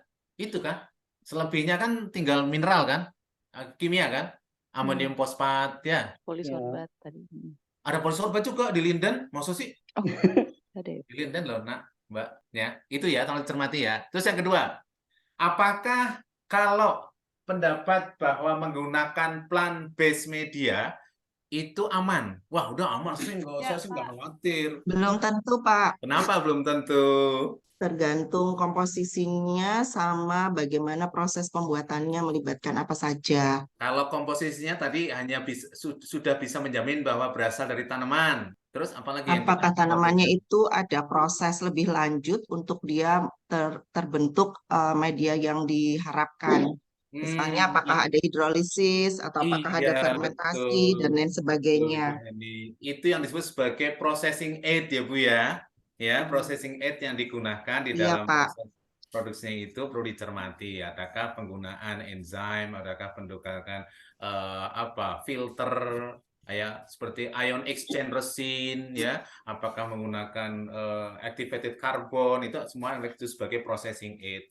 Good Bu Hendy, terima kasih. Yang ketiga, nah, ini sedikit pengetahuan nih tentang bahan, dokumen bahan untuk ini apa saja. Yang pertama dan utama tuh ya sertifikat halal, Pak. Kalau ada Kalau sertifikat tidak halalnya ada, ya Bu ya. Kalau iya, nggak ada kalau Bu, tidak kalau nggak ada ada. flow proses, Pak. Betul. Terus yang berikutnya cukup Terus sehat. tidak ada statement juga jika dia Apa statement tentang melibatkan apa? karbon aktif itu harus diverifikasi karbonnya berasal dari apa. Oke. Ada Apa lagi statement Bu? dari pembuatnya. Ya, Termasuk apa juga lagi? kalau dia menggunakan enzim, Heeh. enzimnya itu menggunakan apa, dari proses apa, itu juga harus Oke. diverifikasi. Good, Mas. Apa Termasuk lagi juga Bu? yang Yang lain, Mas jadi Mbak, dari kira-kira apa lagi nih jawaban Bu Eni yang kurang satu? COA, oke, benar, masuk. COA. Terus, Untuk satu lagi, sertifikat kira-kira. halalnya, apakah dari lembaga yang diakui? Oh, tadi kalau syaratnya SH. Ini kalau ternyata tidak ada SH-nya, Mas, tidak ada sertifikat halalnya. Satu lagi. kuesioner yang melibatkan mikrobialnya, Pak. Bisa, udah masuk itu. Gitu. Betul, Mbak Teti. Statement bebas babi, force free statement, ya Bu ya, Bapak Ibu sekalian. Jadi ketika itu udah lengkap, kita tuh perlu minta satu, bahwa fasilitas yang dipakai untuk memproses itu semuanya itu harus fasilitas yang bebas babi, nggak pernah kontak dengan bank ya, dalam stage apapun. Aduh, senangnya saya. Oke. Nah, terakhir 2 menit terakhir. 2 menit terakhir. Jadi saya mau share tentang lab LPPOM MUI ya. Jadi LPPOM MUI kan kita tahu bersama, mungkin Bapak Ibu sekalian, adalah awalnya adalah dari tahun 89 adalah sebagai lembaga sertifikasi halal. Saat negara belum hadir, sebelum adanya Undang-Undang Jamiah Produk Halal tahun 2014. Ya. Jadi pada saat 30 tahunnya gitu ya, pada kiranya kemudian undang-undang itu lahir, ya, kemudian muncullah sekarang negara hadir dengan Badan Penyelenggara Jamiah Produk Halalnya, BJPH. Sehingga pada kiranya LPPOM itu dulu dari awal juga sudah punya laboratorium. Laboratorium ini awalnya menjalankan fungsi untuk melakukan autentikasi ya proses sertifikasi yang dilakukan oleh LPPOM ini sebelumnya. Ya, nah bahwa di 2014-2016 itu kita merupakan laboratorium pertama yang terakreditasi 17 untuk ruang lingkup laboratorium halal. Ya, sehingga bisa mengklaim kami adalah lab halal pertama di Indonesia. Ya, 1925 ya. Kemudian saat ini kami berkembang ya, mengembangkan diri untuk bisa melayani tidak hanya di wilayah halal saja, tapi juga melengkapi dengan laboratorium molekular, laboratorium mikrobiologi maupun laboratorium kimia. Ya, sehingga layanan kami itu bisa menjadi lebih luas ya, berkaitan dengan pengujian di farmasi, pengujian kualitas farmasi, kosmetika, makanan, minuman, ya, autentikasi untuk uji autentikasi halal maupun vegan, ya. Ini menjadi bagian-bagian contoh-contoh untuk farmasi. Berikutnya adalah ini untuk pengujian di bidang kosmetik, ya, untuk food and beverage, ya. Nah, ini yang bagian kita terkait dengan hygiene sanitary monitoring. Kita juga memberikan pelayanan dengan gambaran bahwa berusaha untuk halal itu kan selalu dengan toyib ya. Toyib itu artinya kualitas. Nah, jadi proses halalnya terjamin, begitu proses cara produksinya itu yang baik itu pun terjamin melalui monitoring sanitasi. Nah, beberapa pengujian yang kita lakukan untuk monitoring hygiene ya sudah masuk dalam ruang lingkup pengujian di kami. Nah, tidak juga kita menyediakan jasa training, pelatihan ya terkait dengan pengujian halal ya, pengujian mikrobiologi ya, ataupun pengenalan terhadap 17025 ya, pengujian etanol juga demikian ya. Itu yang beberapa skema pengujian di kami ya. Kita mempunyai skema pengujian reguler ya, 7 hari kerja, pengujian fast track 5 hari kerja, dan pengujian yang sifatnya flash 3 hari kerja ini dengan perjalanan syarat ketentuan tertentu. Mungkin memang dibutuhkan waktu cepat sehingga itu diperlukan dengan flash, maka kita lakukan. Kita juga mempunyai sebuah online services ya yang bisa memantau real time tracking ya. Ini pengujian sampai mana nih? Oh, sampai di atau kemudian sudah mau terbit COA-nya macam itu. Nah, itu bisa di tracking menggunakan oligosystem. Ya, yang pasti kita berusaha sebaik mungkin memberikan layanan terbaik. Terakhir dari slide kami, ya, memberikan layanan terbaik, dan silahkan kalau ada keperluan dari perusahaan ibu sekalian terkait pengujian mikrobiologi, pengujian vegan, pengujian halal, ya, pengujian kimia maupun mikrobiologi, bisa mengontak Mbak Arin ya di nomor dan alamat email yang sudah tertera di slide. Akhirnya terima kasih atas segala perhatian. Terima kasih atas kesempatan kita bisa sharing, bisa berinteraksi seperti ini. Sebenarnya saya masih membuka diskusi ya kalau berkenan Mbak Hanifah ya. Sekian dari saya, mohon maaf. Assalamualaikum warahmatullahi wabarakatuh. Waalaikumsalam warahmatullahi wabarakatuh. Baik, kita masuk ke sesi diskusi Bapak dan Ibu. Saya buka langsung untuk 3 penanya ya Bu. Baik Bapak dan Ibu, bagi yang ingin bertanya bisa langsung raise hand, kemudian kami akan aktifkan untuk suaranya. Oke, dari Bapak Arif Nuryadi, silahkan Pak. Assalamualaikum warahmatullahi wabarakatuh. Waalaikumsalam warahmatullahi wabarakatuh. Selamat pagi Pak Priyo, ketemu kembali lewat daring. Beberapa tahun yang lalu pernah bertemu dengan tim kami di Bandung Pak. Sempat jalan-jalan ke Jakarta tapi lupa cuma dapat yang mana.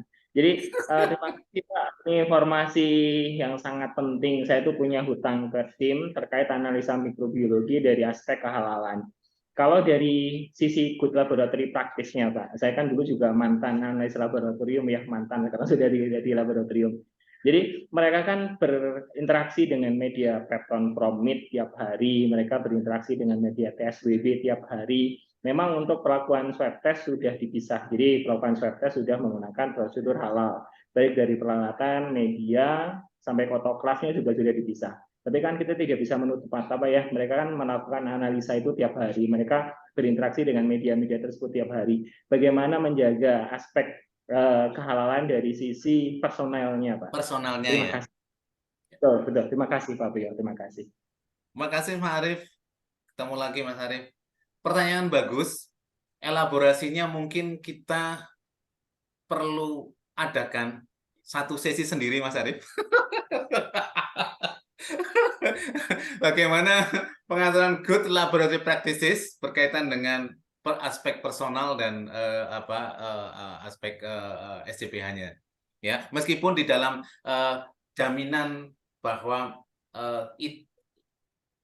GLP yang ada di lab mikrobiologi yang memang masih belum bisa bebas dari PDM tadi itu, ya, itu sebisa mungkin tidak terjadi cross kontaminasi ada di lini produksinya kan itu ya Mas Yanto. Tapi memang benar aspek bagaimana GLP-nya untuk personel, aspek personel yang berinteraksi dengan media-media yang masih belum PDM lah yang memang nanti kita bisa selesaikan secara adat dalam sebuah forum yang lain yang lebih menarik.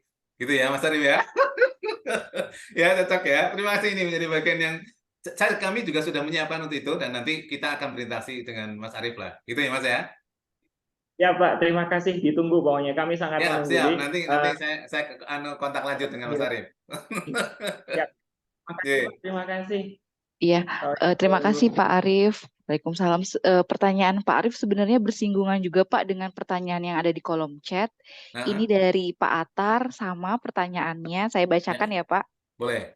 Pertanyaannya itu, terima kasih Pak untuk paparannya. Izin Ya, bertanya, dari sisi Bapak sebagai ilmuwan dan juga ulama, di lab selama ini masih banyak media mikro yang bahan bakunya bersumber dari bahan non-halal. ya, Dalam hal ini dari babi atau hmm, PDM tadi, Pak. ya. Mohon pandangannya jika kami memakai media ini, apakah berarti semua yang bersentuhan dengan media tersebut menjadi najis, termasuk dalam hal ini baju, celana, ataupun kulit kami?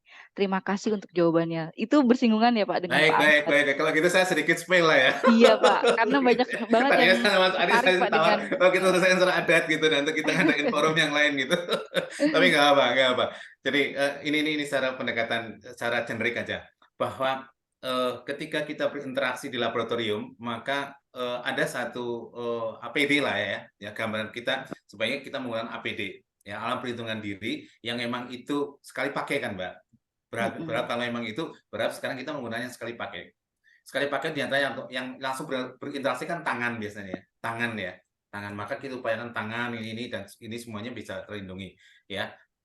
Meskipun awalnya kita kan aspek keselamatan terkait dengan kontaminasi dan sebagainya ya, tapi dengan adanya aspek sistem jalan produk halal terkait dengan personal, maka tadi APD itu pertama sehingga pada kiranya kan nggak akan berkontak dengan kulit. Itu pertama.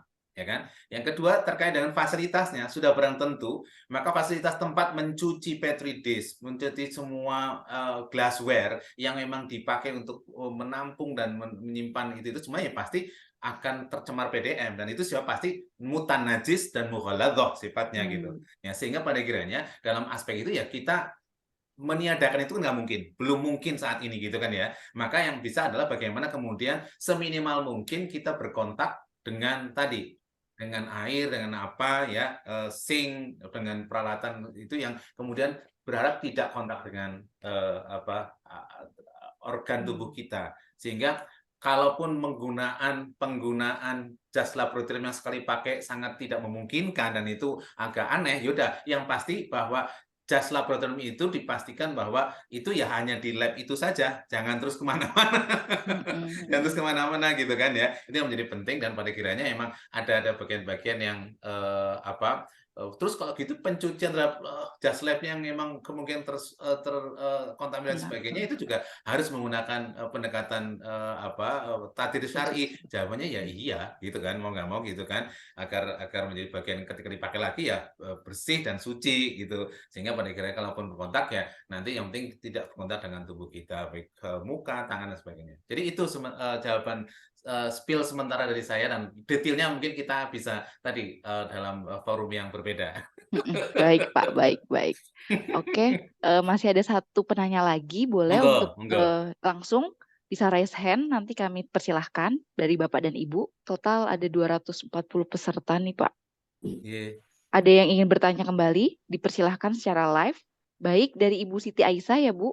Ya, sebenarnya saya tadi udah di chat bertanya, tapi mungkin dibacakan saja. Boleh Mas Siti, monggo Mas Siti.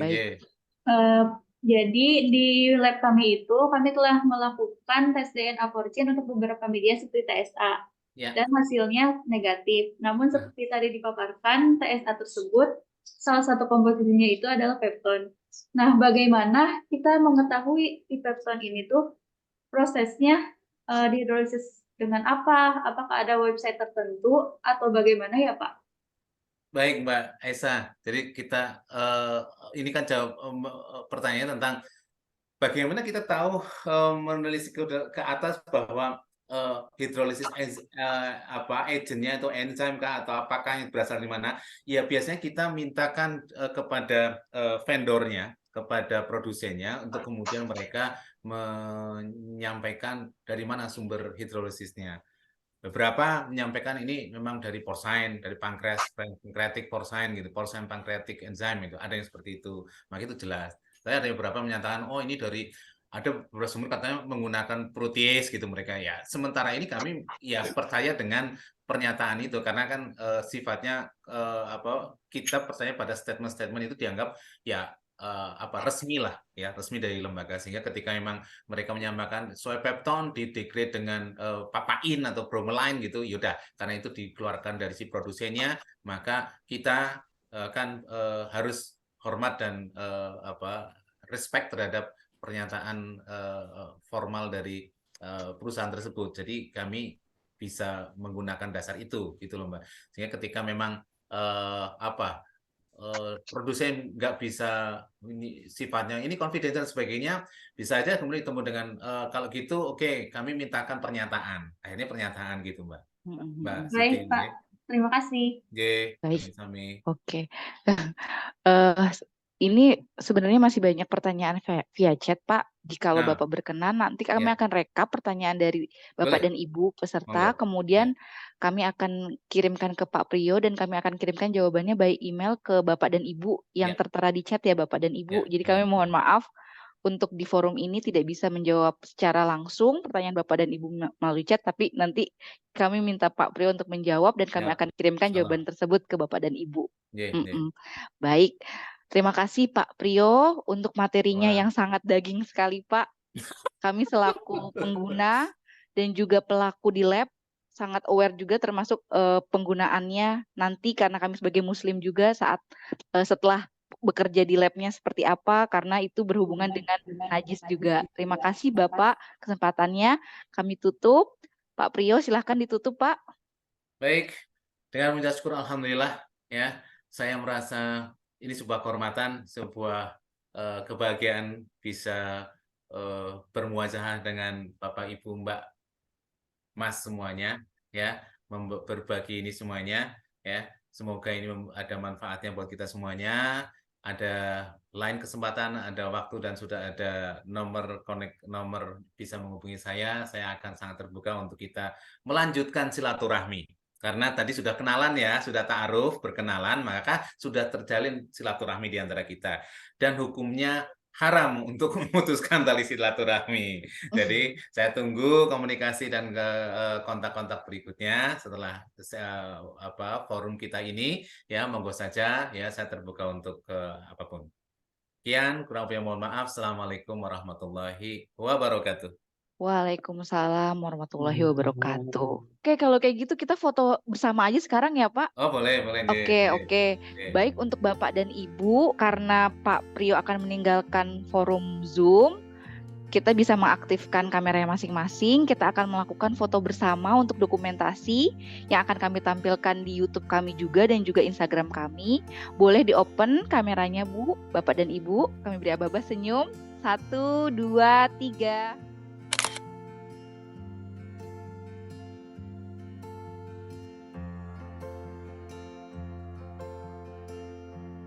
Baik, sudah, terima kasih Pak Priyo untuk waktu dan kesempatannya. Kami akan lanjutkan acaranya ya Pak. Terima kasih banyak. Pamit semuanya. Assalamualaikum. Waalaikumsalam. Terima kasih Pak Priyo. Untuk Bapak dan Ibu jangan beranjak terlebih dahulu karena kami masih ada kuis kahot yang hadiahnya cukup menarik. Hadiah pertama untuk pemenang juara pertama kita bisa transfer GoPay, OVO ataupun Dana senilai 300.000. Kemudian juara kedua 200.000 dan juara ketiga 100.000. Acara selanjutnya yaitu pemaparan gambaran PT Intralab Eka Tama yang berhubungan dan linear dengan sistem jaminan produk halal yang bisa digunakan di laboratorium Bapak dan Ibu. Untuk Ibu Tami, kami persilahkan. Baik, terima kasih Bu Hanifah untuk kesempatannya. Semoga suara saya kedengaran ya Bapak Ibu. Kedengaran nggak sih ini? Kedengaran ya? Oke, baik. Ini sedikit saja saya mau memperkenalkan Intralab Eka Tama. Jadi kami merupakan perusahaan importir dan distributor yang sudah tersertifikasi ISO 9001-2015 untuk alat-alat laboratorium, equipment, dan consumables. Kami berdiri sejak 1995, berada di Bogor, Jalan Terapi Raya.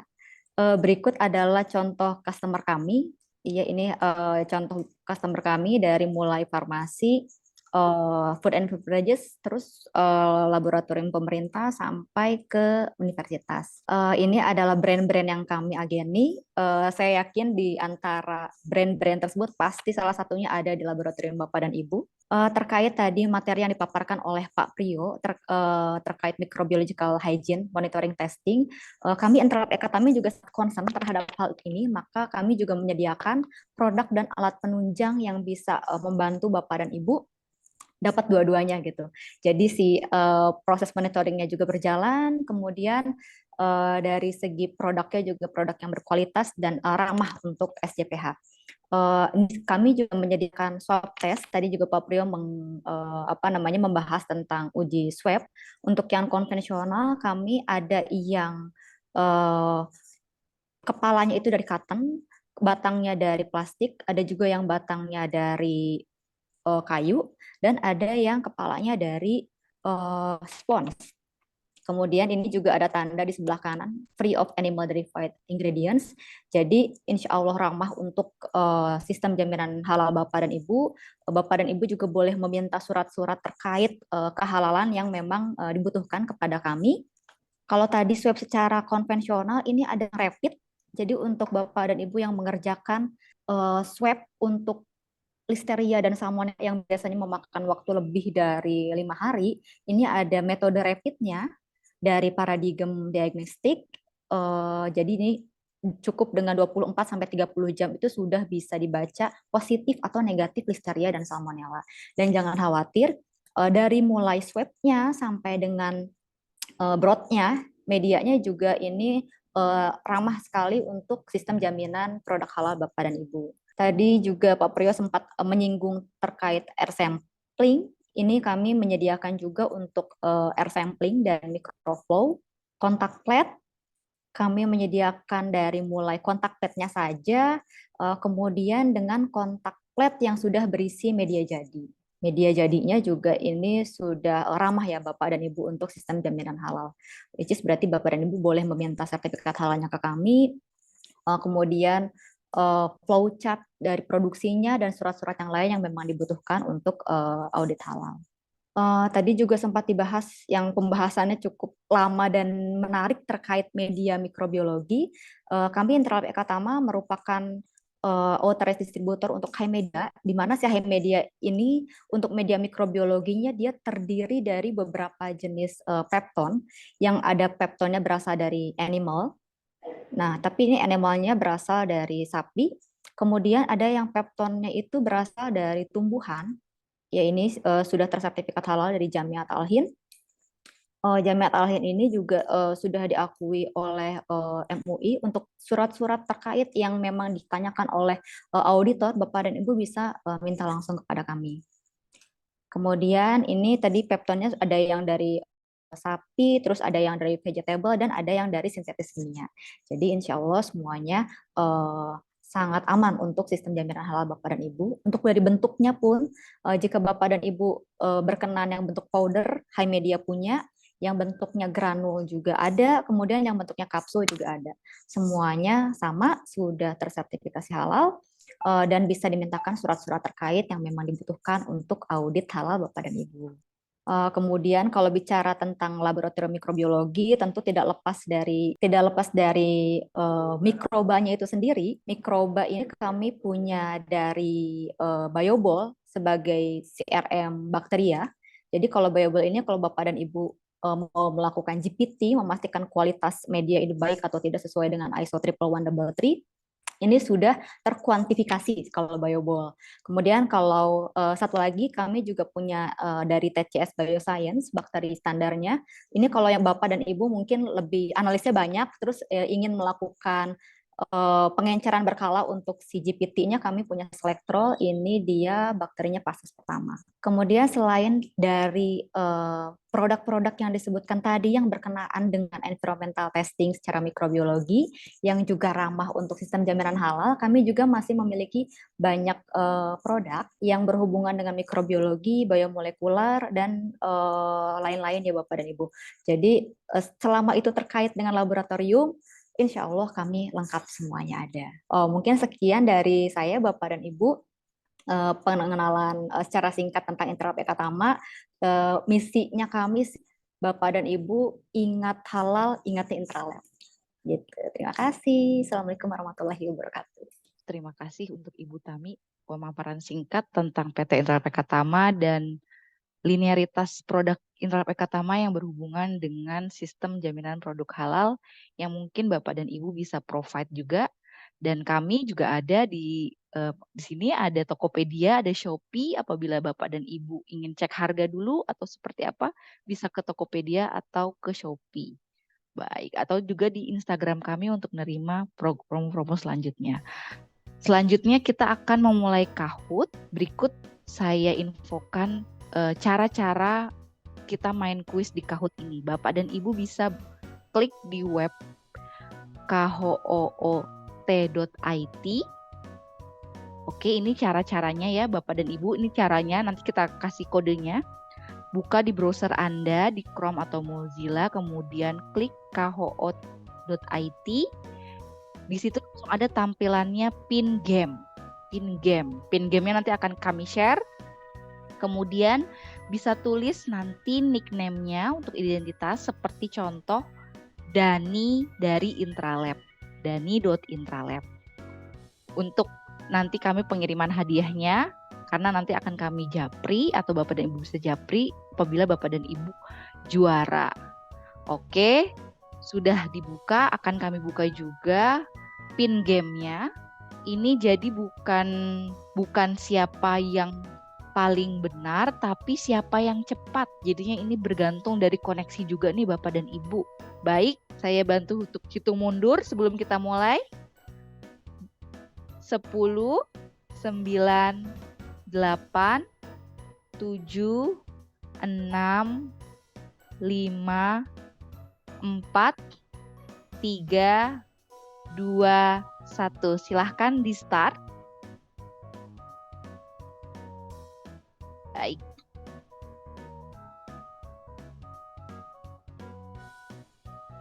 Ditampilkan pertanyaannya dari Kahoot. Bisa Bapak dan Ibu jawab. Warna merah, warna biru, warna kuning, atau warna hijau. Waduh, cepet banget nih. Oke, yang Huygens monitoring method benar adalah benar semua dan 110 orang benar. Siapakah yang paling cepat? Ibu Nasalvia tercepat di pertanyaan yang pertama ini. Baik, kita lanjut ke pertanyaan kedua. Yang lainnya bisa menyusul. Yang bukan microbiology testing for hygiene monitoring adalah kontak plate test, airborne monitoring, filtration method, atau swab test. Cepet sekali ini.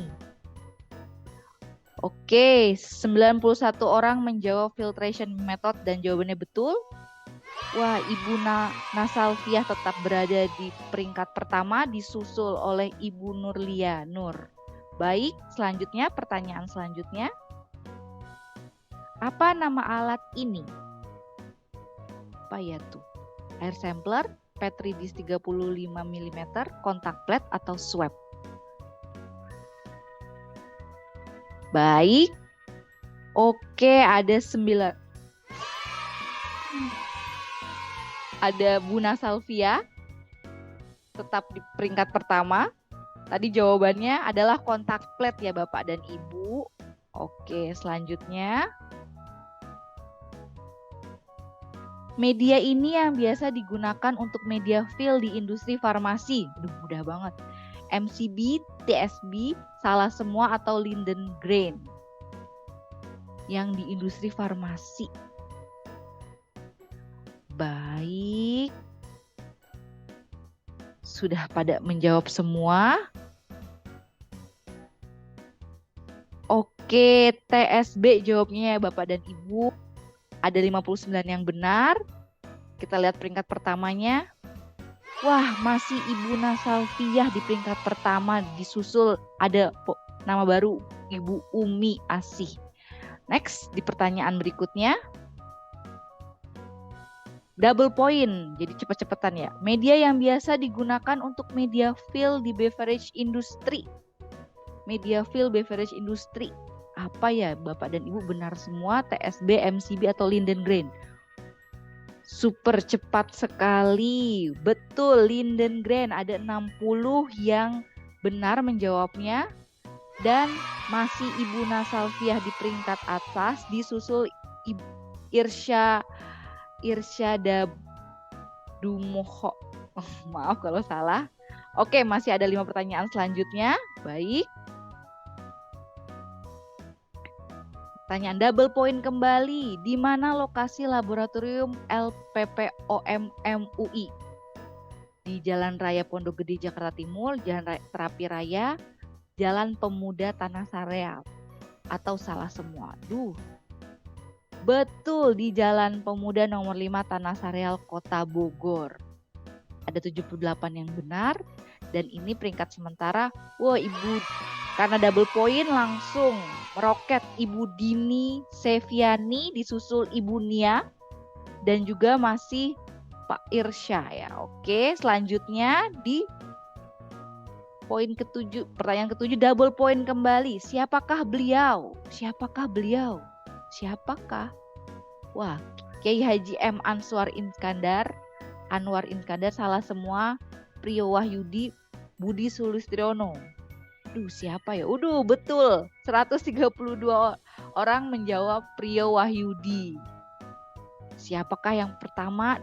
Double point. Wah, Ibu Dini tetap di poin pertama. Ayo, masih ada lagi 3 pertanyaan. Next.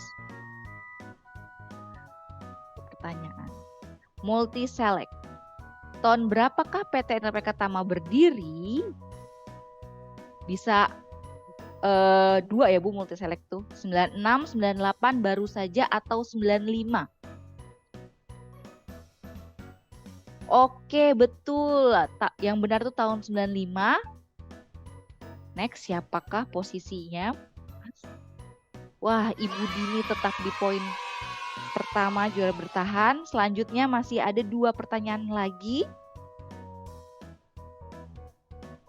Double point. Cepat-cepatan Ibu. Rapid method untuk listeria by paradigm diagnostik di bawah ini bisa membaca listeria dalam waktu. Tadi Bu Tami sudah menjelaskan ya. 4 jam, 24 sampai 30 jam, 2 jam, atau 4 hari. Wah, betul sekali, di 24 sampai 30 jam ada 76 yang sudah menjawab betul. Siapakah yang di peringkat pertama nih? Wah, Ibu Nia menggeser Ibu juara pertama tadi. Ini tinggal 1 kali lagi pertanyaan. Jadi siap-siap penentu juara pertama, kedua, dan ketiga. Next. Double point kembali Bapak dan Ibu. Media mikrobiologi Himedia terbuat dari berbagai jenis pepton, kecuali chemical, sapi, babi, vegetable. Tadi Bu Tami udah sedikit menjelaskan ya Ibu. Kecuali babi ya Bu, chemical, sapi, dan vegetable tadi Bu Tami sudah menginfokan. Ada 83 yang sudah menjawab betul. Dan berikut penentuan juaranya untuk di podium ketiga dimenangkan oleh Ibu Nurlia, kemudian yang kedua Ibu Nia, dan yang pertama Ibu Irsya ya. Baik, kepada para pemenang Kahot di webinar kali ini, mohon nanti bisa japri ke Tami atau di chat, kolom chat ini boleh untuk mengirimkan hadiahnya. Terima kasih untuk Ibu Irsya, Bu Nia, dan Bu Nurlia, dan juga Ibu dan Bapak yang lain sudah mengikuti acara di permainan Kahot ini. Berakhir sudah acara kita pada siang hari ini, sudah 2 jam berlalu. Kami terima kasih kepada Bapak dan Ibu yang sudah menyempatkan hadir, sudah berinteraksi dengan kami, dan sudah pula mengikuti kuis hingga akhir acara pada hari ini. Saya selaku MC Hanifah mohon maaf apabila ada perkataan atau perbuatan yang salah. Kami mohon maaf undur diri. Sampai jumpa di webinar selanjutnya. webinar Intralab, banyak ilmunya, banyak manfaatnya. Assalamualaikum warahmatullahi wabarakatuh. Waalaikumsalam. Waalaikumsalam warahmatullahi wabarakatuh.